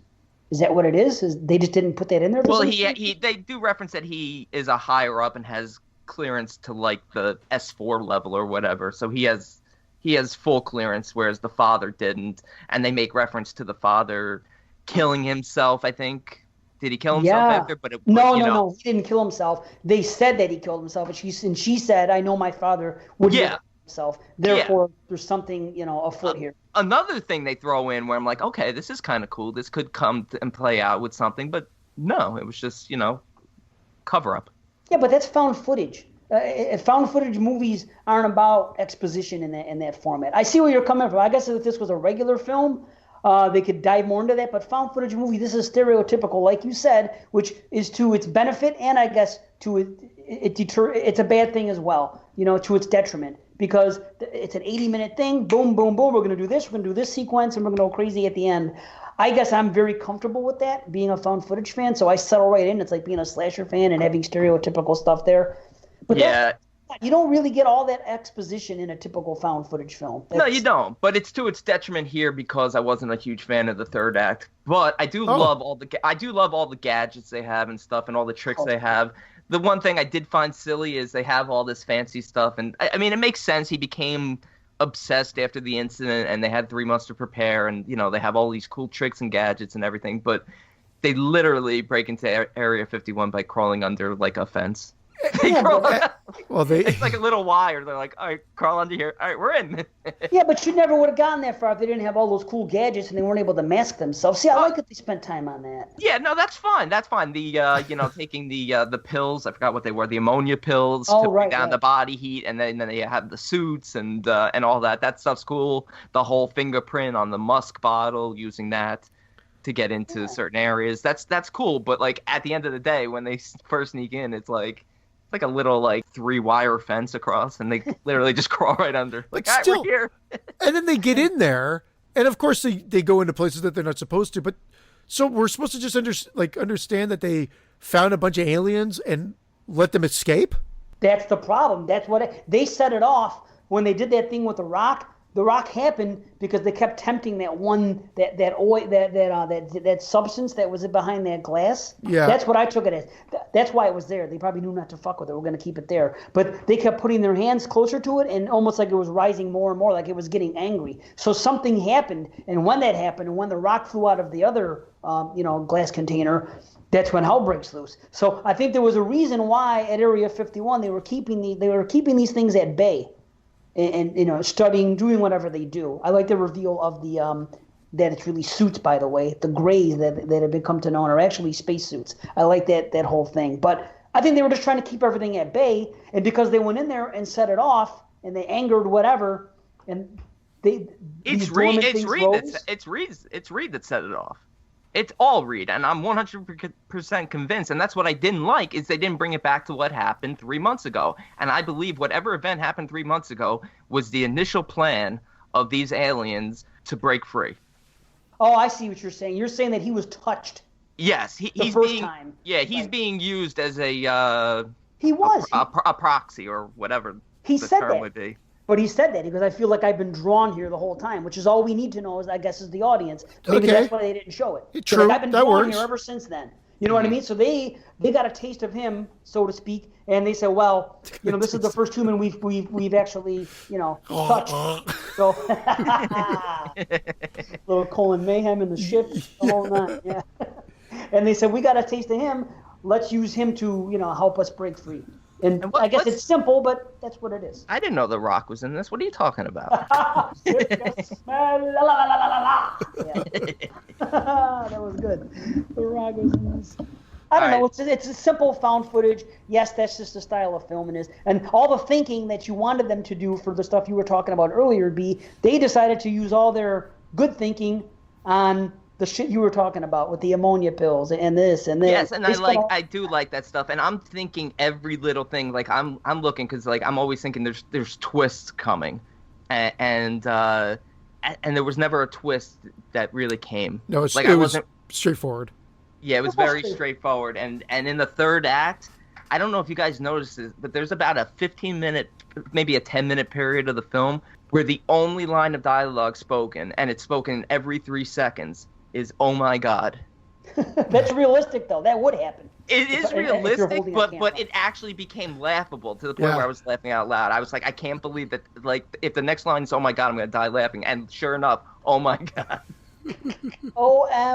Would you be happy if they said OMFG instead for the third time? ROTFL. Oh shit. No, but even like when it comes down to it, and I do love when they make it to like that area that they didn't even know about, like the cave with the toys and stuff. Oh, it's great. I love that. That was kind of cool. It was creepy. I mean, I cracked a joke immediately. I was watching this with my dad. I'm like, oh, they're doing a toy drive. But should have kept that one to your dad. Woo, son. Skunk fantasy. But no, that was cool. And then of course, like her getting pulled away. That scene, I love that. That was laughable to me. Laughable. It's scary to me. I added a sound effect there. Like she literally just floats away. Oh, I think it's badass. I mean, it's fun. I'll give it that. It is fun. But to me, it's scary. There's tension in this film. There's tension when they go to the guy's place, and there's tension in the third act with the sneaking around. Again, it's me and found footage. I feel like I'm the protagonist behind the camera, and I'm there with them, and it always spooks me out, and it worked once again on me. So I guess but when it's all white, and I don't know, that's like scary because something like that could happen. The idea that aliens doing shit like that is always a scary thought. So too many things that work on me. If it's all white, it's all right. Jeez, there you go. But I like when she gets sucked away, and I like later on when they're flipping. I like when she gets sucked off. I don't know. It seems like I'm going to come in highest here. It seems like I'm going to come in the high. Not crazy high, but for me, it's 7.5. Do you think the old guy? Quick question. That's a good rating. Do you think the old guy who they try to interview, who's like, you think I want to be here? They make me do this. Do you think he's just nuts, or do you think he? Okay, me too. Typical loony of Area 51. No, because they have that end credit scene with him going and picking up the camera, and it makes it implied like he works for the aliens and just picking up cameras that fall out of spaceships. I think the reason for that is to say why this is found footage, how this footage is found. Yeah, exactly. Okay. Yeah, that's fine. That's how I took it, and I'm just glad to have that confirmed. What did you give it? So you give it 7.5, Dave? How about you, B? I'll tell you what, you talked me up. I was definitely below average on this, but you know what? You talked me up a little bit. It's not terrible. You bring the realism of the found footage genre to the review, and you know what? I'm gonna come up to a 5.5. Okay. And I'm at a 6. Okay, I mean, I gotta be honest. I was going like 4.5, but you know what? Like, you know, you're passionate about it. You pointed out the good things and stuff Absolutely. like that. Yep. I just would have loved like a final twist where it was revealed that Reed was never Reed from that point on. That he was one of the aliens, like, and he took off a Reed suit. All right, leave out the Reed suit part. But if he was like actually an alien and. But Yeah, it seems so goofy when they're getting sucked up out of the car. I'm like laughing. Like it's a Oh, cool. wow, I liked it. It's a Wow. cool effect, I guess, but I don't know. It's just like kind of comical. Well, I guess that's It was what we good. differ. This time it really took me in. Something happened watching it. Like I said, last time I was a 6, and this time watching it, I was like, oh wow, everything just all the right notes were hit. They played the right tune, as Harry would say. They went with the typical white room with the sticky floor when he like wakes up and it's like sticky. I'm like, oh, you better stop. You're gonna go blind. And it's like why did they have to do that all the time? Like This is it with all 3 of the movies that Keith chose. They're all kind of generic, exactly what you expect. Even Extraterrestrial, I gave it a great ending. Though. I gave it a 6.25 because of that exploded head. I thought it was good. Like, it was okay. And the girl with the it stains the sands reds in it.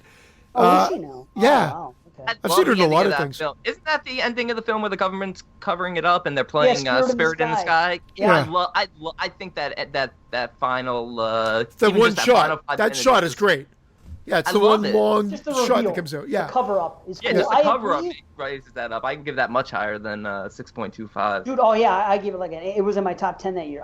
Maybe either way, I was high on it. And B, I agree with you on that. It's funny though, C, because I watched that movie Extraterrestrial with my my buddy and my brother had the exact same response to Extraterrestrial. He goes, "Oh, so now what's going to be next? An anal probe? Oh, so now what's going to be?" He said it was too stereotypical for that type of thing. But I loved it because it was, for once, a movie. Aliens came down with evil intentions and did things. You know what I mean? Usually you don't see that. It's done a different way. But that, that's a whole other movie. We don't have to get into that conversation. But my brother had the same take you did, so I understand what you're saying. And I wish you guys saw Unaware, because that was the most generic out of the bunch. Again, it's literally 2 people talking on a camcorder. As it builds, it's found footage generic to the nth degree, but I guess some people do like this. I'll give it credit for this, and I'm only talking about it because I watched it, so I feel like give an extra thing for Keith. The girl and the guy are decent actors, so that actually elevates it. But all it is them. We're going on a weekend. I'm going to bring this camcorder and we're going to film it, and that's exactly what it is. And it's boring dialogue for the whole thing, just boring. It's just dialogue, and then at the end. They uncover some alien shit in Grandpa's shed, alien shit. And then there's just some alien stuff that happens. And then the final line is, "I was unaware Grandpa had a shed." And then it fades to black. And there's 2 Men in Black. There's Men in Black in it. It was a very dull movie. Will in my Smith's in opinion. it? Nice. Pretty much. I'll tell you what. Check it out on YouTube for free. I think it's great that Keith gave us 3 movies of the same type of subgenre to choose from. I wish more people would do that. That's clever. No, I like that, and Thanks, Keith. Keith. Thank you, Keith. Thank you, Keith. I want to start my own genre of film called unfound footage, where you turn on a movie and there's nothing, just credits. It's just literally credits. Nice. Perfect. And on that note, I think we should take a break because we're halfway through. All right, let's take a quick break. Yeah, we'll do a flipperoonie. See you in a Okay, second. boop, boop.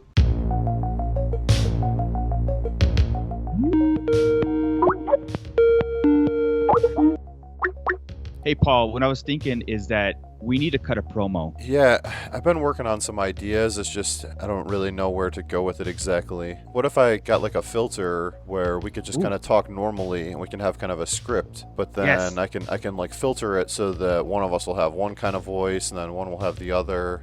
I want to put my request. Make me as Freddy Krueger. Can you do that? Maybe instead of the voices, what if we tried to like write a skit, develop a whole thing, and we have a backstory? But well, I don't know. That might be kind of too long. So Like screeching cars and explosions and fireworks and yeah. Well, what about? I like it. Maybe instead of doing a filter, we could just like reach out to Robert Englund himself, and maybe he can just record a promo for us sometime. Do you think? I mean, we might have to like raise some money. We can do a Kickstarter, and we could just throw it out to like Robert Englund and just all kinds of actors, and I think people will do that. I think. Sure, why not? Well, you know what? I don't know. Maybe we're overthinking this whole thing. How about if we just tell people where to find us? I like that. You can find us at Who Will Survive on iTunes, Stitcher, on the Legion Podcast Network, and on the Raw Live and Unedited Podcasting Network. Also on Facebook and Instagram under the same name. Oh, wait. Can we do it underwater with that- piranhas killing me? That would kind of be brutal. And if that doesn't work, then you can do the regular promo. All right. Well, just get in the water, and I'll go get some fish. All right, cool. And we're back. Let's do this. We got 2 more trips. We got 1 more feature, and hopefully I have time to do those 2 quick things. And if not, well, we'll have to name the patrons on the next show. I don't know. But we love you all anyway. So, boom, let's go. Triple R. All right, next movie up is 2008's Pontypool. Yes, that is correct. You heard me correct. Pontypool. It's a pool for punties. Pontypool. Pantypool. More peas, please. All right, sorry. Wow, that was good. That was good, B. Wow. Directed by Bruce McDonald, the radio host interprets the possible outbreak of a deadly virus which infects the small Ontario town he is stationed in. Now, Christian, when you watched this, did you think you were watching a news report? Yes, absolutely. Like, it's so close to home.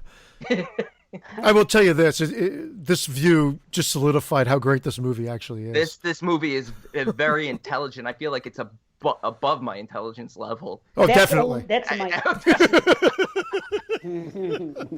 no. That's my issue with it. That's my complaint, because it always goes over my head in the third act, and it's not the film's fault.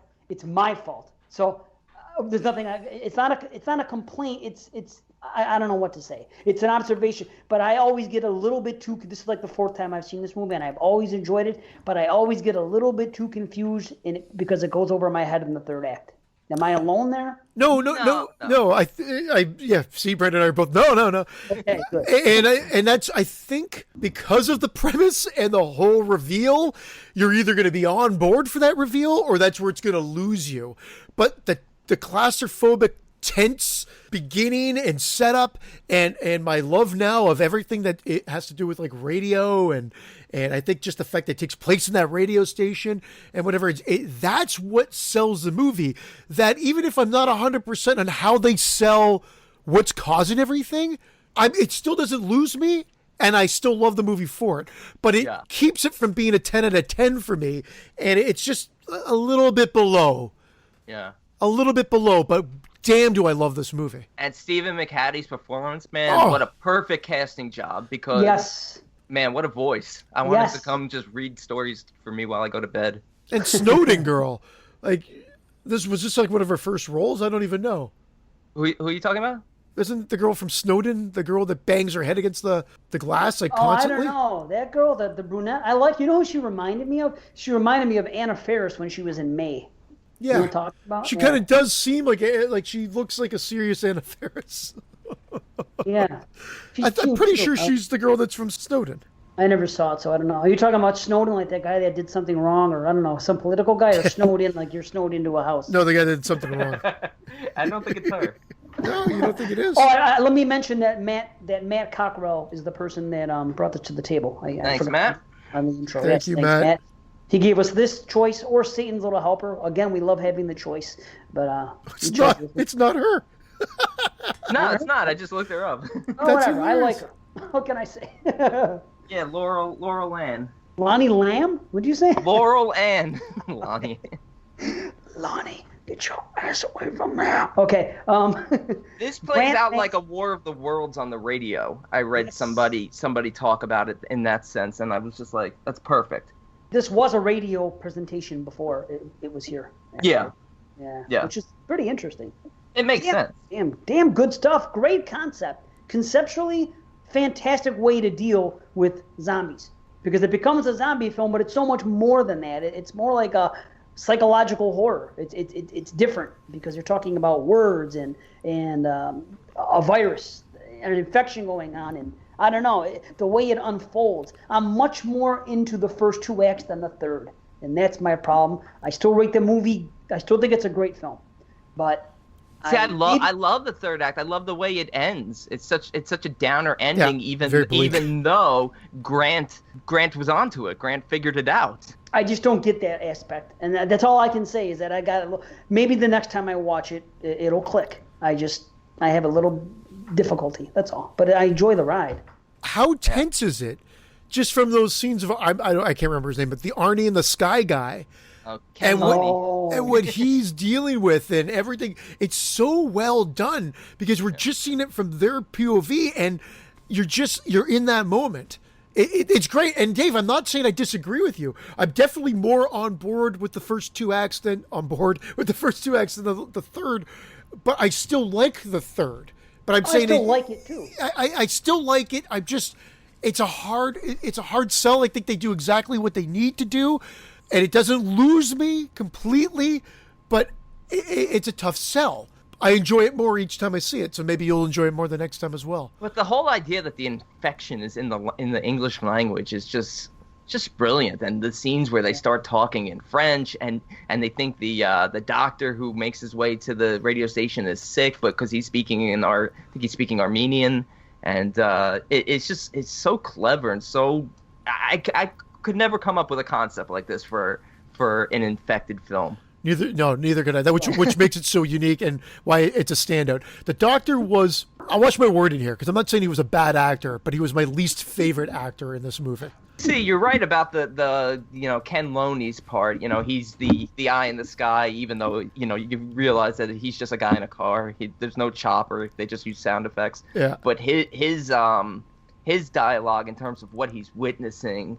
The buildings, the sides of buildings falling over and riots and this and that and roadblocks, and he's in the silo and he's with someone's son who he recognizes, but he's just whispering the same word over and over and this and that. You're not sure what the hell's going on, if it's real or not, if it's a hoax. And I feel like that's why you guys probably, or most people who dislike the third act the most, probably do, because it's revealed that what's going on is real. Yeah, that's not why I'm disappointed with it at all.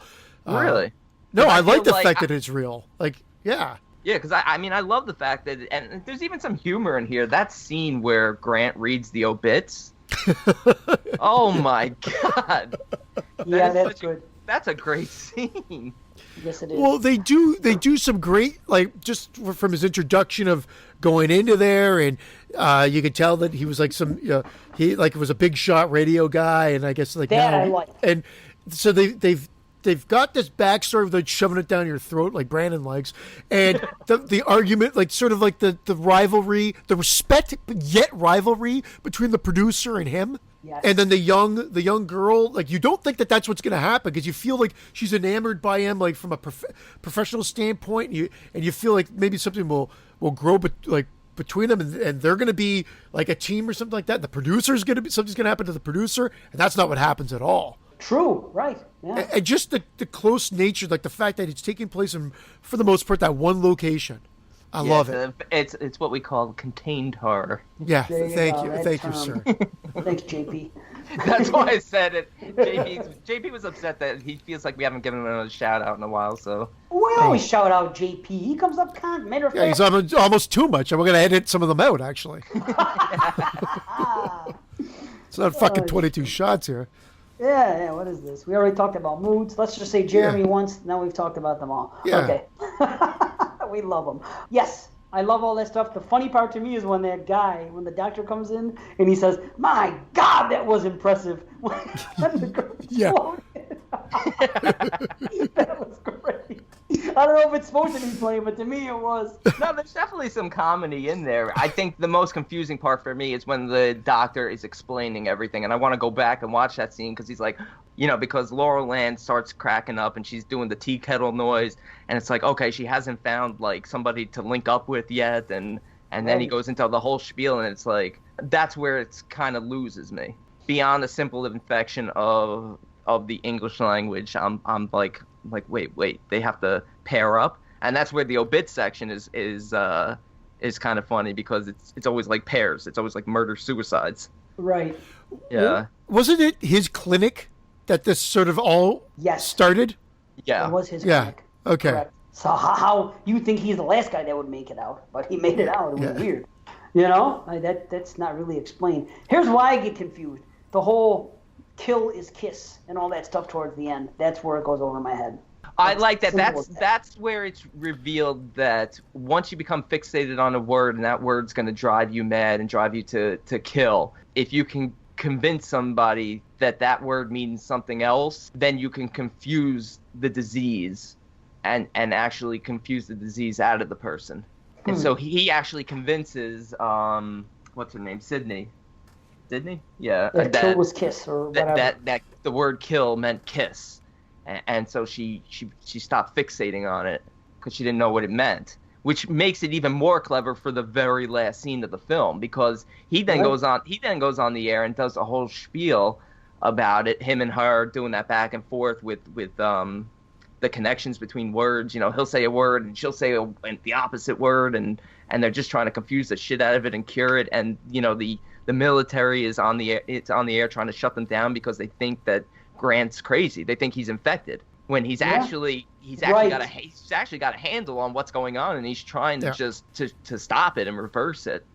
And it's real. And his whole speech and the fact that, you know, we're just gonna allow this music to play for while there's a genocide going on. And I loved it. I really did. It's great stuff. Like I said, I still get a little, even when you were explaining there, I still have a little trouble grasping it. I don't know. It's just no. I do too. And you know what? I've seen this movie 2 or 3 times total, and I think it's one of those that you just got to watch multiple times. And again, another one that would benefit from a full feature, in-depth review. Right. Almost like a scene by scene, because I'm even confused from the opening. The opening is creepy as fuck. If you think about it, when that girl, when she's echoing him. Yeah. Yeah. See, at first I didn't think about it till you just said that. Now it's almost like I disregarded it the first time, because a lot of times I see the opening scene in a movie and don't think about it. By an hour in, I forgot all about it because it seemed maybe insignificant. But now it's like that's almost how it started, because she was echoing what he was saying. Yeah. Yeah. The one at the window of the. Yes. That girl. And then she just retreats into the storm. Yeah. It's like, it's cool. It's weird because if they all got together at the doctor's clinic, why was she alone by herself there? How did she get infected? Strange, isn't it? I think the origins of the infection are like obviously unexplained and probably not even significant enough, so it doesn't even matter. I don't. Right, but something drew them all at the same time to that clinic, though. Yes. Which is weird. It's not really explained. It's just there's something going on here. There's an emergency. There's a crisis happening outside this doctor's clinic, and they were all there. And that's not explained why. See, there you go. Back to explanation, what you were talking about, Brandon, about Area 51, I think. Or I would have liked some explanation in this type of film as to why they all converged outside that place. But I think because of the way this story's told, the point of view again, I agree. I mean, it doesn't. Obviously, you wanted that. I was okay with it not being part of it because again, they're trying to figure out. They're confused. We're right there with them. They're trying to. They're like, "What the fuck's happening at this clinic? What's going on? What's happening?" And so we're right there. Like we're sitting there with them, and that's what I love about it. And great editing, just great camera work within there, because single location contained horrors, as Brandon mentioned. You got to be careful because you can get boring if you don't know what you're doing, and this one does not get boring. And the fact that the military's involved makes you think that maybe it's an experiment gone wrong, sort of like The Mist almost. So the OPP was useless as usual. You know, Christian will tell you about that. You know what OPP? Yeah, you know me. Those fuckers. And then that ending, I love that ending. You know, you're hearing all these horrifying news stories from around the area, and everybody's just reiterating that it's not connected to what happened in Pontypool. And then, of course, the very last story, the newscaster is saying Pontypool over and over. So you realize now that Pontypool is one of the words that's infected. Right. And so it continues, and it's really downbeat and disturbing. And I'm like, and they killed the one guy who actually kind of understood what was going on. Well, even the opening with the sound waves. Yeah, it's cool. That's what the whole thing was. Yeah, it's great. One time. It's been presented that way. Or they were going to present it that way or something. I forgot. I talked about this on ABC's A Hidden Horror. We talked about it there as well. And we probably talked longer about it. And at the time, I educated myself about the presentation of it. But I already forgot. So a lot of good that was. But if you want to go back and listen to that, check it out. You hear more about it there. So follow up and more of the conversation takes place there. What about pra? Remember that part? That was great. Brandon, would you be surprised to find out that this is the same director that did Hellions that you loved so much from a couple years ago? What? Yeah. Meow, meow, meow, meow, meow. That's Hellions. Meow, meow, meow, meow, meow. Remember that? What is he talking about, Christian? I don't know. Hellions, the movie with the girl in the basement. And, Dave, what... Is that from the movie? Go back and listen to our third episode, I believe, which is the best of 2015. Yeah. And I talk about the song that was in that movie because I was watching it on 1.5. Oh, yeah. Yes. Talk about it, and it sounded like cats. So anytime I think of Hellions, I go back to that. I thought you were infected for a sec. Yeah, Ginny infected me. She came in here and now I'm talking like a cat. So, guys, guess what? Now, I don't know. There's no date attached to it, but it's in production. Pontypool changes. And it's Bruce McDonald to direct. And I believe same writers as the first one. Nice. So, possible sequel. Cool. Well, we should rate this one. I want to see how high you guys are. I'm 8 out of 10. That's as high as I can go. I really enjoyed it. It's a great film, but I explained my confusion, but 8 out of 10. I'm not much higher. I'm 8.5 out of 10. I feel like I could go higher, but, I'd be lying if I said I understood exactly what's going on. But the fact that I enjoy watching it each and every time and trying to pick up new things. And, we didn't really touch on it, but the scene with Laurel Ann, the one little scene of violence in here where Laurel Ann is bashing her head in and is like chewing on her lips, and it's pretty nasty. And I'm right with you guys too. I'm 8 out of 10 as well. So it's great. Okay. Yeah.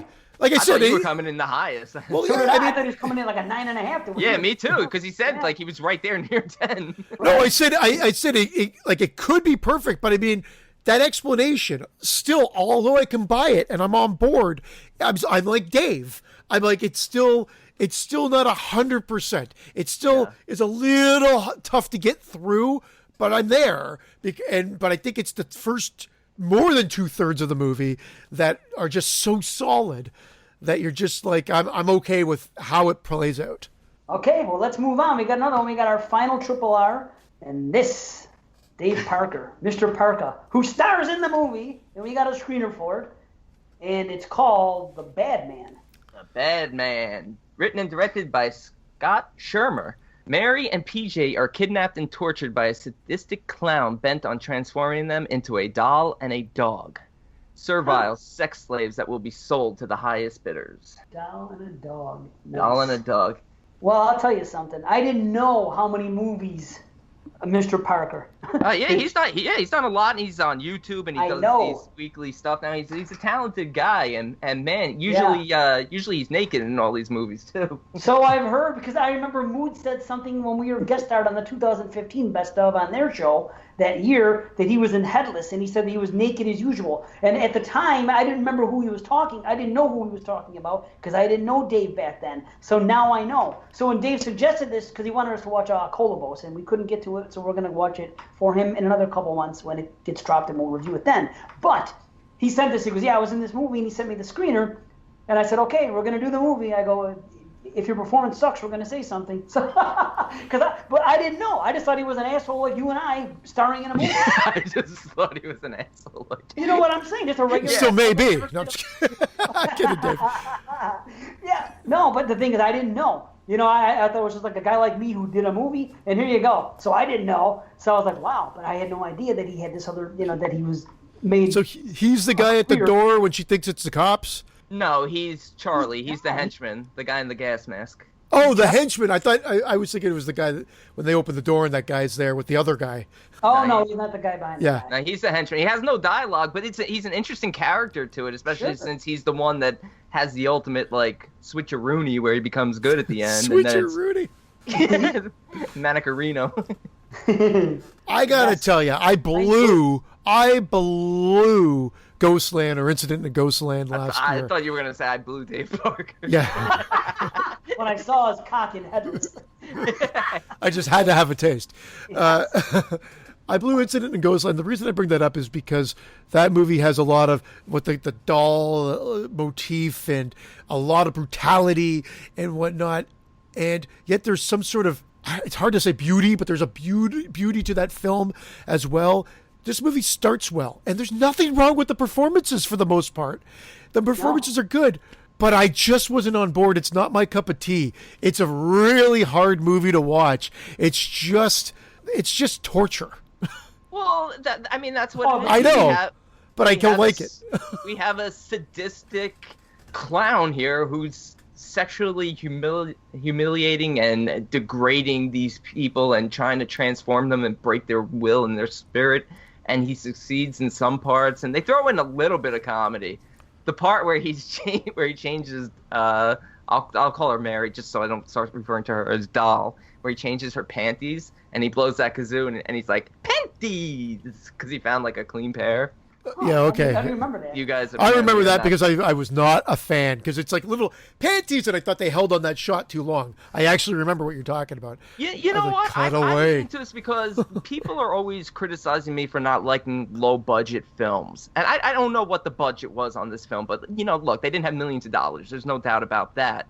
But people say, oh, he doesn't like low budget films, and that's not true. I don't like low quality films, and while this isn't a perfect film, I feel like the quality and what they were going for is on point compared to, especially for having such a low budget. Oh, no, I agree with you. It's just not for me. It's just a movie that's not for me. So it's hard for me to like. I could talk about it, but it's not something that I enjoyed. I didn't enjoy watching this movie. I don't enjoy seeing a guy act like a dog and have to have his head put into eat dog food and whatever, and then blow our Mr. Parker.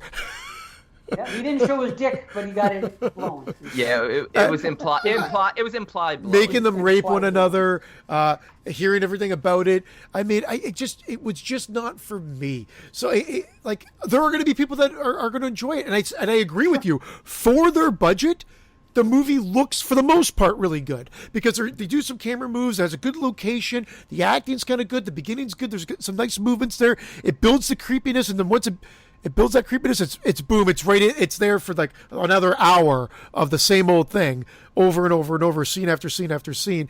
I do admit that the shots of the main actress talking to the camera, again, it's not her fault.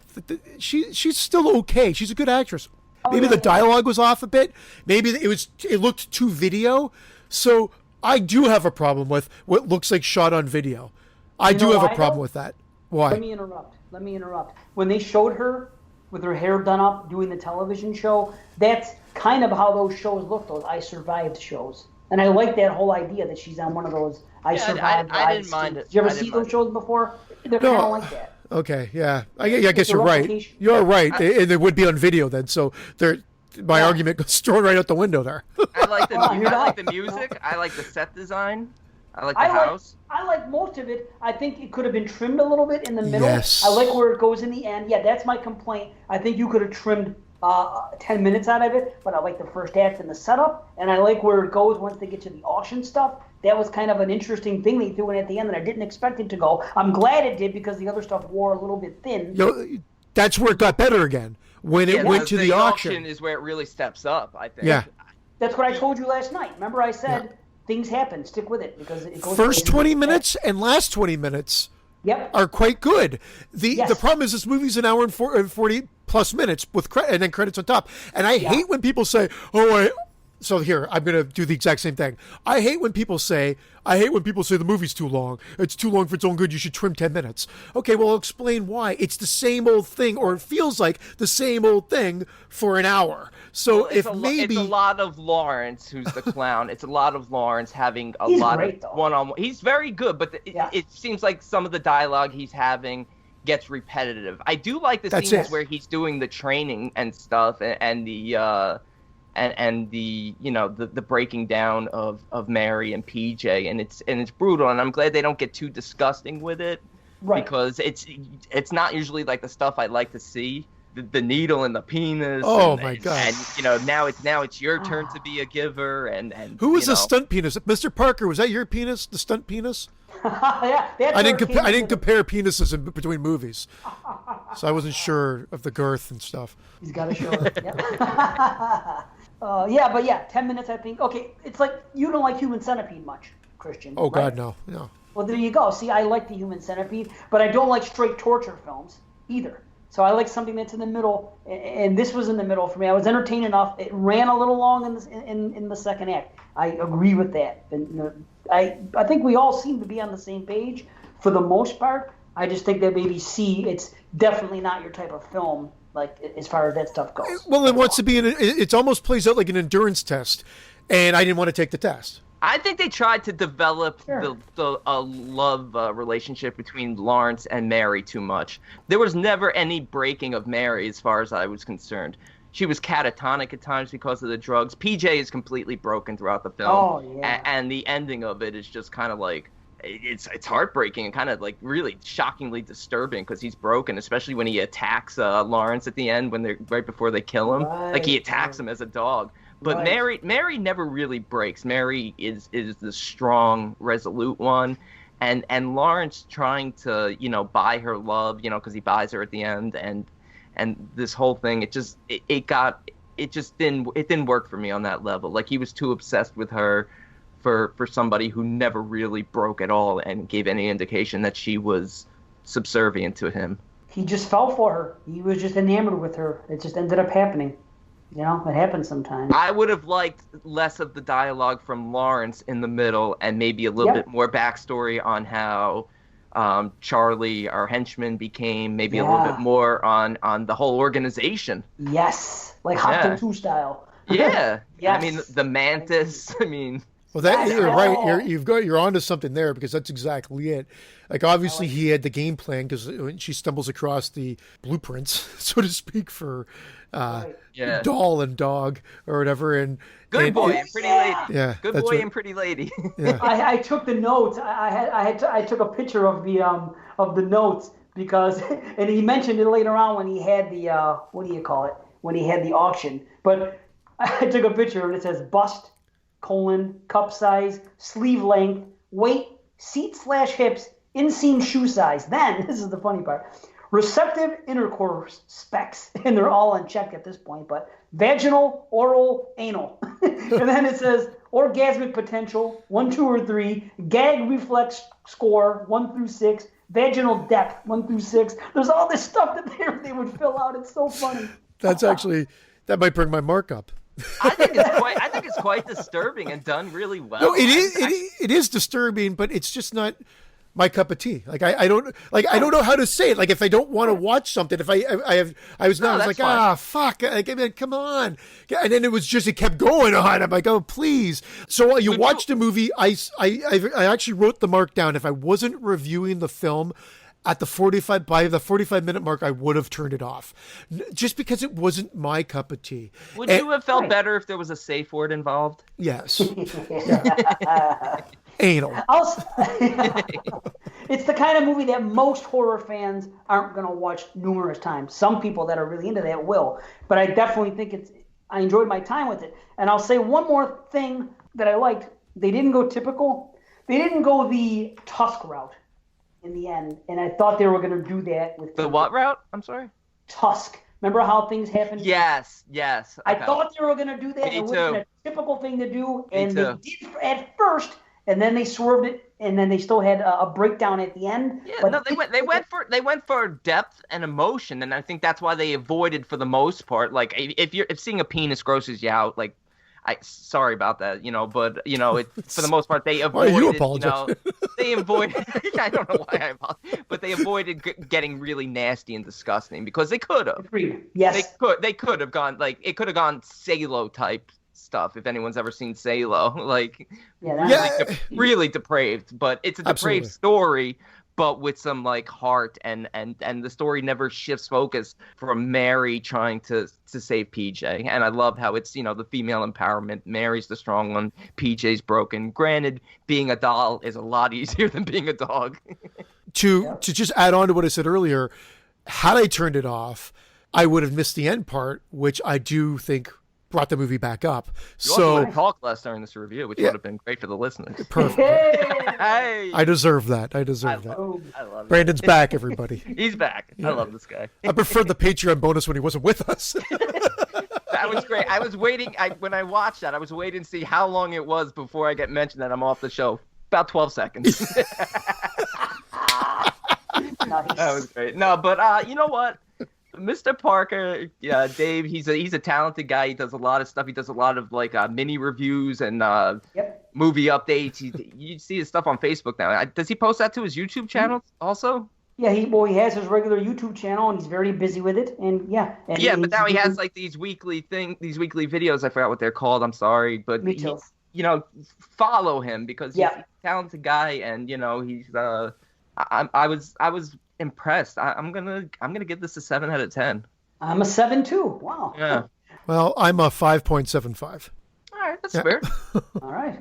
That's fair. All right. Right on. I gave it a pass because of that opening and the end, for sure. I hope the mantis comes and turns you into a dog tonight. But but that's not a bad way to go. Mr. Parker, you wear a gas mask like no one else. It just suits you.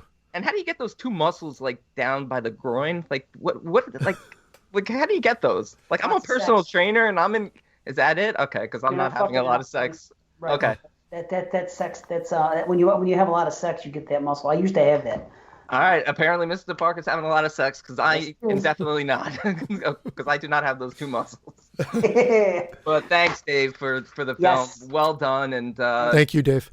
Keep us posted what's going on in the future with future projects. Absolutely. Even me. All right. Even you. Even Chris. So we got one more feature review. Are we ready for Masque of the Red Death?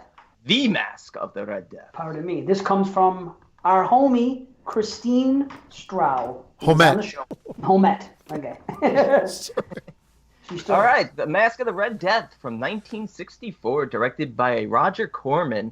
A European prince terrorizes the local peasantry while using his castle as a refuge against the Red Death plague that stalks the land. Okay, B, one of the first words uttered in this film was grandmother. How do you feel about it?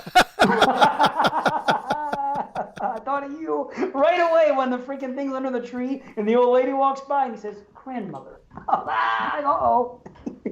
That's fine. Yeah, he had more personality than Michael from 2018, so. Okay. What about filmed in Pathé color? Is that Pathé color? It's like French or something like that. It's all over the poster.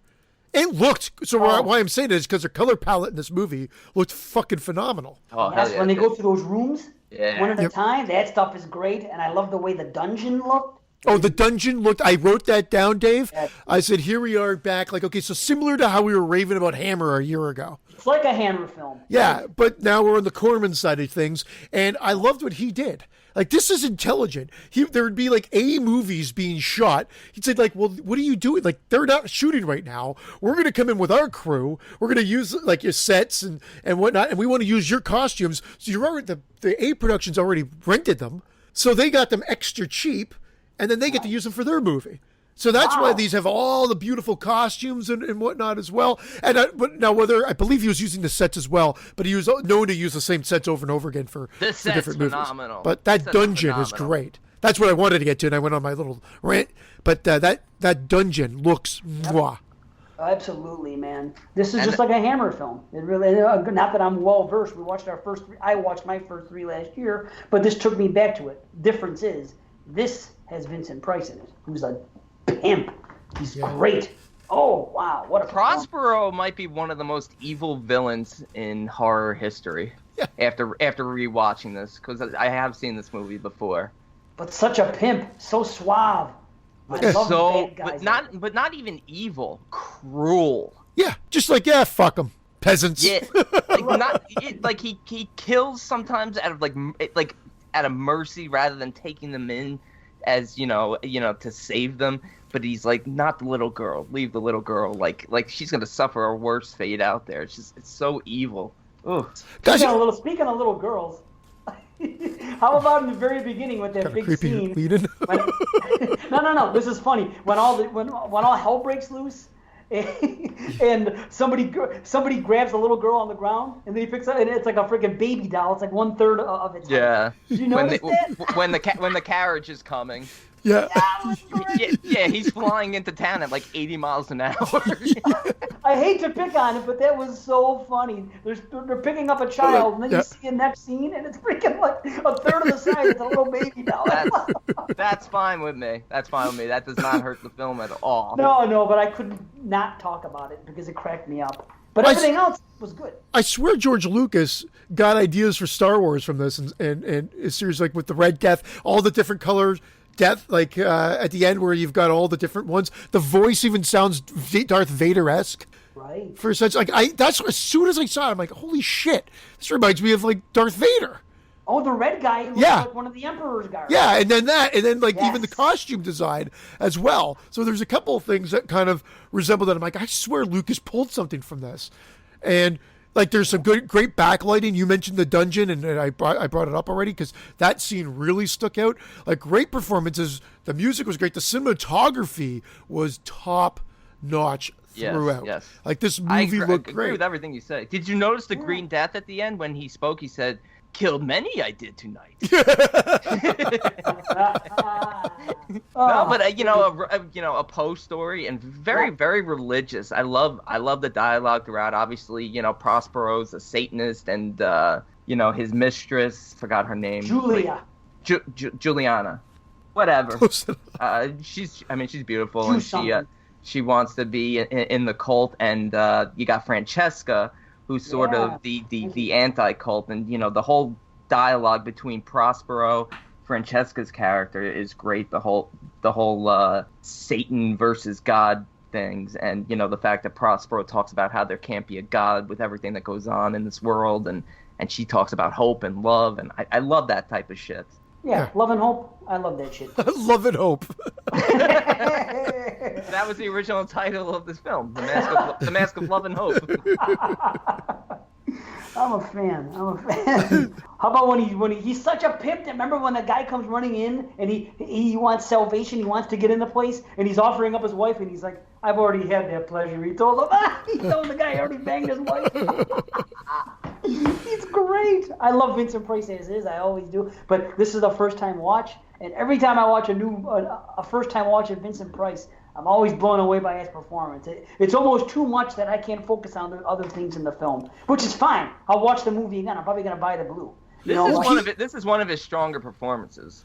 Well, he's for whatever reason, he just elevates. Like he brings a level of class to the production, and so like whenever you see him in the production, you could be like, maybe this is a piece of shit. I don't even know because Vincent Price is in it. Right. It's just so good. But not this movie per se. I'm just saying other movies that he's in, because he's in it, it's automatically not a piece of shit. That's how much power he brings to the screen. Amen. But take him out of this movie. Put someone else in that lead. You may not like it as much. Well, I think we, you could reference that we referenced that earlier when we were talking about Pontypool. There's just sometimes the right person for the right role, and Vincent Price, is right for any role. He does just elevate films. He's one of those actors. Absolutely. And there's one thing that this movie and the last movie we discussed have in common. Can anyone tell me what they are? Mr. Parker's in this one. Just his penis. Who would have thought that there would be a coincidence between Masque of the Red Death and the Bad Man? But there is. Clowns? Nope. I don't think there's a clown in this. Tiny people? You're in the right You're in the right area as far as like. I'll tell you what it is. A dog mask. A dog mask. Oh, I don't. Really? I didn't even remember the dog mask from this one. Yeah. Remember when they were laughing at the end when the little guy set the other guy on fire and they all had masks on because it was a mask party? And the funny thing is, he took everything so literal that every time the guy laughed, he was moving the flap of his dog mask. It was like little, like he was a dog. Oh, it was great. What about when like Vincent Price like starts telling people at that party, just do this? Yeah. Do this. Like, I'd be pissed off. Like, fuck you. But they all like, okay. And then just go and do it. That just shows that just shows the power he has. Yeah. He's just humiliating even these higher ups, his friends. For everybody's entertainment. He has no friends. Now, do you think Juliana is setting them free? Oh, and let me ask this beforehand. This is the original Sophie's Choice movie when he first comes into town with Francesca's father and lover. Yeah. Like he gives her the ultimatum: you have to pick one to die. Like, it's Sophie's Choice 20 years before Sophie's Choice. Like, Daddy's got to go at this point, right? Oh, of course Daddy's got to go. We know that. Daddy didn't even step up, though. Yeah. Because I'll tell you what, I thought it the whole time. When you're given the choice, there's 5 daggers. There's 5 daggers in front of you, and one of them's going to kill you. If you're given the choice, there's no way I'm stepping up. Because whoever steps up first is going to have to try it 3 times. They're going to go 1, 3, and 5. I would have sat there and waited someone else to choose, so I only have to try twice on the second and fourth attempt. Yeah, but he made a solid attempt to kill Prospero. You know what? I got to give him credit for that. True, he did try it, and he knew he was going to do it. Yeah. But do you think Juliana, like, because she sets Francesca and the father and the lover free, was that a setup, or was she legit trying to help them? She didn't care at that point because she was going to be a bride of Satan. Yeah, like, I felt like I don't know, like that scene just confused me for a sec because she even says like she was set up and. You know what it is? I'll tell you what it is, buddy. She wanted to piss off Prospero because she was fucking done with him at that point. Was a rebellious move, and he even says that she betrayed him. Yet she was still sitting at the table next to him after he said that, which I didn't quite get. But you know what I mean? I think she wanted Prospero, and he rejected her, and so she said, "Well, fuck you, I'm going to go to Satan." And so she tried to beat him to it. It's almost like she tried to beat him to it, if you will. You know what I mean? Like, okay. To Satan than you can. So now I'm going to rebel against you. I'm going to let your new your new prisoners free, especially the girl who you have to think she's probably jealous of. She's a little bit younger and a little bit prettier, in my opinion. Yeah, Jane Asher, who plays Francesca, beautiful. Hazel Court played Juliana. They always have beautiful women in these old. Well, that was a Corman trait. I mean, really, although he had done, Pit and the Pendulum and I like A Bucket of Blood, and I think he did the Raven before this. Most of what he did up until this point was considered trash, like the B movies, of course, but like film purists and aficionados would be like look down upon them as like, yes, you're down here. And this was the movie that I think was like the first major slap in the face. Although he had hits throughout, this was the movie that I think said, well, fuck you, I could do on a B budget and make it look like an A picture. And like I said, from an absolute look, I can't remember what I watched this on now. I think it was Tubi TV. Tubi TV has a lot of these old. I think they have Spider Baby, Masque of the Red Death, a bunch of old The Last Man on Earth, like a lot of them now. Like I'm loving this. When you pause a film on Tubi TV, do you right before you get up, do you say "to be continued"? Okay, they can't all be winners. They can't all be winners, people. I laughed because I was going to make the same joke. When you said Tubi, I was going to say to be continued, and you beat me to it. And I didn't laugh just because I have to give you that every now and then. But I liked it. I did like it. I love the whole psychedelic dream in Juliana's final test. It's creepy. Oh, yeah, the drink. With the gods. And then, of course, she's killed by the Falcon, which is fine because that's fine because even though it's Prospero who basically kills her, she gets what she wants. She's now with Satan.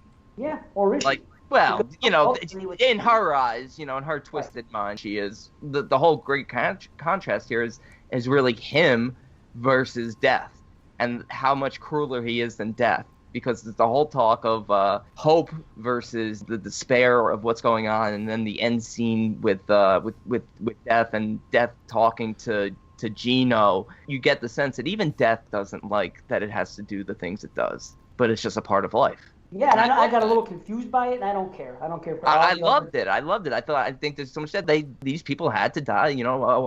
I took thousands. I took only 6 are left, but it's not like they're bragging about it. They're not they're not like in love with the idea of what they've done. The way Prospero takes joy in ending life and humiliating. And I love when Alfredo, who's such a bastard, gets his comeuppance when Hop-Toad takes him out. Hop-Toad, that's his name? That's his name, Hop-Toad, the little he guy. Hops like a toad. Okay. Now, was that the group sacrificing themselves, or were they just victims of Red Death? Like at the end with the dance of the is that just the ultimate sacrifice? That's death. That was death. That was just death taking them. Yeah, That's why he basically told Gino to have faith and wait outside. Because if Gino went in, he would have died also from the Red Death. But Gino waits outside, and Death assures him that he will send Francesca out. He will spare Francesca, and he's there for everyone else. And that Dance of the Death is so creepy. Dance of the Death is just unsettling to look at.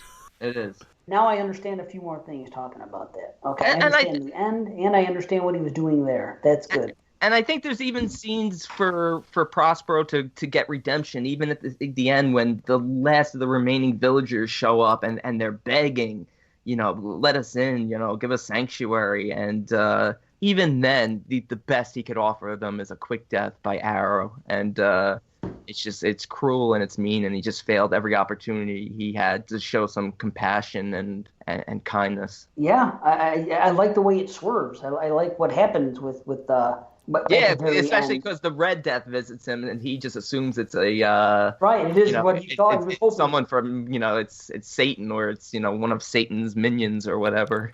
That's so cool. I love that because I didn't. And here's what's weird. I noticed earlier in the film when Julia, or whatever her name is, gave her soul to the devil, and she was following that voice. I'm like, how come that voice sounds like Vincent Price? That doesn't make sense to me. Yeah. And then so I already knew. But then at the end, I'm like, well, how could this be? And then they swerved me anyway. So it didn't matter if I didn't think that that's what it was going to be, that he was going to look like that and everything else and have the same voice. But at the time, I was like, why would it be his voice? Why would the devil have Vincent Price's voice? So I guess he tried to disguise his voice, but it didn't fool me. You know what I mean? I don't know. I don't think it had to. I think it's just it's still a great reveal, though, because, the whole line, there's no face of death until the moment of your own death. It's just, oh, man, it was so great. And in his case, it was perfect because you expect to see like this evil entity, but he saw a reflection of himself who was the most evil throughout. Oh, that was great. What about the little girl that got slapped by the little girl dancer? Yeah. Is that a child or not? Because that was a child with bad dubbing done. Oh, it was it was an adult voice, so I didn't. Which made it even creepier because it did make it creepy. They should have gotten a little person like they did with Hop-Toad, because that was Hop-Toad's love. That's why he that's why he got revenge on him, set him on fire and killed him because that was his love, whatever her name was. I can't remember. Esmeralda or something. Well, because didn't that one guy lust after her? That's what I thought. Yeah, the guy. I forgot. I'm sorry. I'm drawing a blank now. But I think he was like kind of like. Yeah, the creep. Alfredo, yes. Wow, that little girl has the same birthday as me. I just looked her up. We're both born on June 7th. Really? Yeah, she was definitely a little girl because. Yeah, she was born in 1956. She was 8 years old in that. She was a little kid. Duh. Okay, that's true. And this is okay, right on. Hop-Toad is no longer alive. She was born in the 80s, Dave. It was just one of those weird things. Shared the exact same birthday as Brandon. Yeah. Wait, you were born 70. No, wait. Were you born 80? Right? 80. Yeah. I was conceived in 79. Oh shit. Wow. How about that? The dance though. When he was making them all do the dance, and like I said, we were talking about earlier, I think the reason they did it is because they were happy not to be outside where the Red Death is going to be. They're just there to party. They're freeloaders. So he could tell me to dance like a freaking alligator. I would too. I don't care. You know what I mean? I would have taken my chances outside.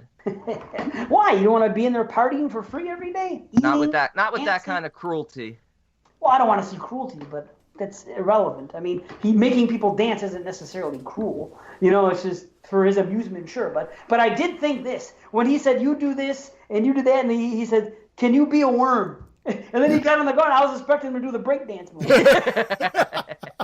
Imagine he started doing that fucking thing. W-O-R-M. That'd be today. That's if the movie was remade. Right. You can do the worm. And I'll tell you what. The reaction of these people, they were acting like it was the funniest thing they ever saw in their life when people were dancing. My God. Right? You're and then right. later on, what's his name was dressed like a gorilla. They were acting as if they had been shot up with freaking laughing gas. Like, is that funny, really? A guy in a gorilla suit and this guy dancing like a dog? Well, that was just like you're saying, like they're just followers. They're not. And the contrast between the situation inside the castle and what's going on outside in the villages. Yeah. Here it's a laugh a minute. Outside it's a death in a minute. Death a minute. And if it was remade today, it'd be Masque of the Red Death. DEF. Masque of the Death by temptation. Yeah. DMX Go down and do the work. DMX plays Vincent Price's part. Or Ja Rule. Yeah. That would have been better in the 80s. Busta Rhymes. Busta Rhymes plays Vincent Price's part. Bust a nut. Yeah, bust a nut. The word was jest. It was used over and over again. I like when Vincent Price says, "Give a hot toad 5 pieces of gold for an entertaining jest." That was great because he burned fucking the gorilla guy alive. Yeah, at that point, you don't see Hot Toad after that. I'm assuming he got out of there and escaped with Esmeralda. At least I hope he did. That whole thing was weird though. Why was she a girl but spoke like a woman? And are they supposed to be a couple? Is there all kinds of pedophilia going on here? They're entertainment. He's like a jester, and she's like this little person dancer, and That's fine. But I mean, are they? Is there supposed to be a romantic thing going on here between? Yes, he loves her. Oh, so it's pedophilia. No, because she's supposed to be an older woman. Oh, she is. That's what I was saying. Yeah. Okay. They just got a kid to play the role and dubbed her voice. So it made it even creepier. Yeah, it's weird. So she's supposed to be a grown woman. Yeah. Well, okay. She's not a grown woman. She's an old. Wow. Sorry.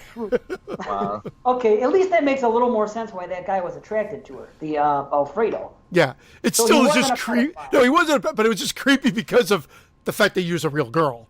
Of course. Right, okay, but as long as it's not in the narrative of the film that we're talking about pedophiles so openly, okay, then that helps me out. However, no, but Alfredo, I think, was attracted to the fact that she looked small and young. I think maybe they were alluding to that effect, too. I don't know, Brandon, and what you think, but there could be that aspect to it as well. Yeah, it very well could be. He probably was attracted to her, and the fact that he had total power over her. I mean, he just bitch slaps her. I mean, it's just... Yes. Complete and utter dominance, all because she kicked over a goblet. Right. That was like, Jesus. I know, right? Vincent Price at the beginning, though, he was a pimp. Remember, he backslaps the one person when he goes into the village? And I've always wanted to make an exit like he did when he's in the carriage and he has the curtain. Like, it's your day of deliverance. And he closes the curtain and they take off. Oh, I want a curtain in my car just so I could do that to somebody. A curtain in my car. Instead of a window. Someone can piss you off in traffic. I fucked your girlfriend. Close the curtain and leave. It's a hell of an exit. That's all I can say. Curtains are cool. The old curtain call. I enjoyed it. I've watched this one time in the past, way long ago. Hadn't revisited it. I thank you, Christine, for making this our pick because it was great to see it again, and it's got me on this little wave now. Again, I'm gonna shout out Tubi TV only because they've got a shit ton of these '60s horror films on there as well. To be or not to be? Better. No, that's the question. That's the question. Seriously. I call it Tubby. No, the question is to be or not Tubby because I call it Tubby TV. Tubby TV. I'm gonna get out of here now. I know. The jokes were pretty good throughout. At the very end, we completely crashed. Yeah, we did. I feel like you felt like this was more of a comedy, Dave. I feel like you got a lot of crack-ups from this movie. Look at that pimp slap. He's a pimp. He pimp slapped her. Everything's a pimp in this movie. I love He this was show. a pimp. He was great. Oh, He was great, but he's so evil. He's worse than death. Right, but he's amusing evil. I get it. Just like I get a kick out of Jack Nicholson talking shit in The Shining. Why don't you start now and get the fuck out? I get a kick. That makes me laugh. I like what the devil says in The Exorcist. Your mother sucks cocks in hell. That's funny to me. Well, you said your mother sews socks in hell. Yeah, that too. Anyway, yeah, it's a great performance. He's evil, but he's evil in a charming way. That's all I'm saying. He's a pimp. That's all. Just like the guy. Who else is funny? The guy in Human Centipede. You know, he cracks me up. I know. You can't compare that guy to Vincent motherfucking Price. No. Or to Tommy motherfucking Ack. Some evil guys. Or to David motherfucking Parker.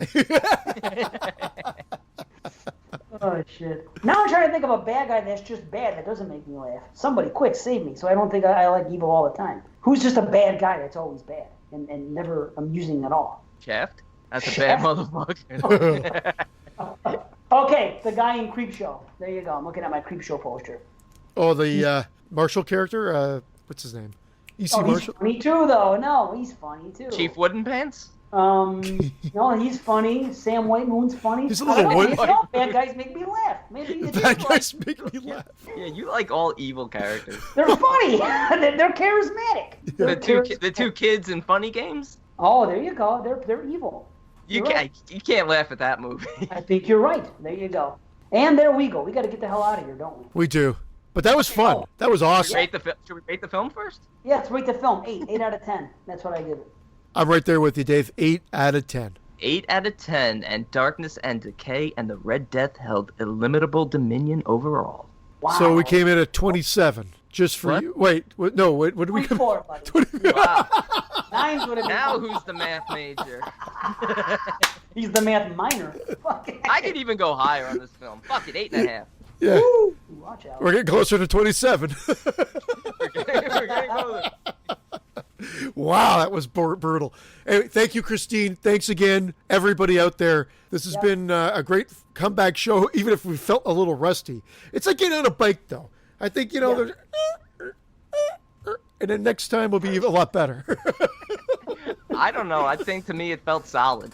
And if I'm giving it the seal of approval, that's a good thing, because usually I'm, the Debbie Downer of the group, so... True. Yeah. Well, I'm glad to be back with you boys. Hells yeah. The year of the patron. We're looking forward to covering a lot of films that all the patrons pick, and who knows? Who knows what's next? Yes. Do we know what's next? No, but if you haven't, Derek's movies, I think. French. Okay. Ooh, I believe. ooh la la. Okay. And I'll leave it at that. On any surprises that follow, you'll hear them when the show is available. There you go. And if anybody is a patron and wants us to watch something, wants to cash in, just message us on the Patreon page, patreon.com/explodingheads. Come at us on Twitter if you want, or Come anywhere. at me, bro.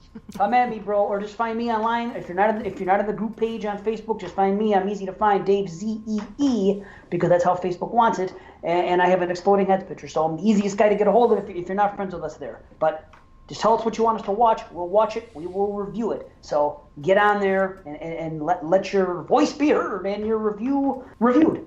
That is... and your movie reviewed. That is Dave E.Z. Dave Easy.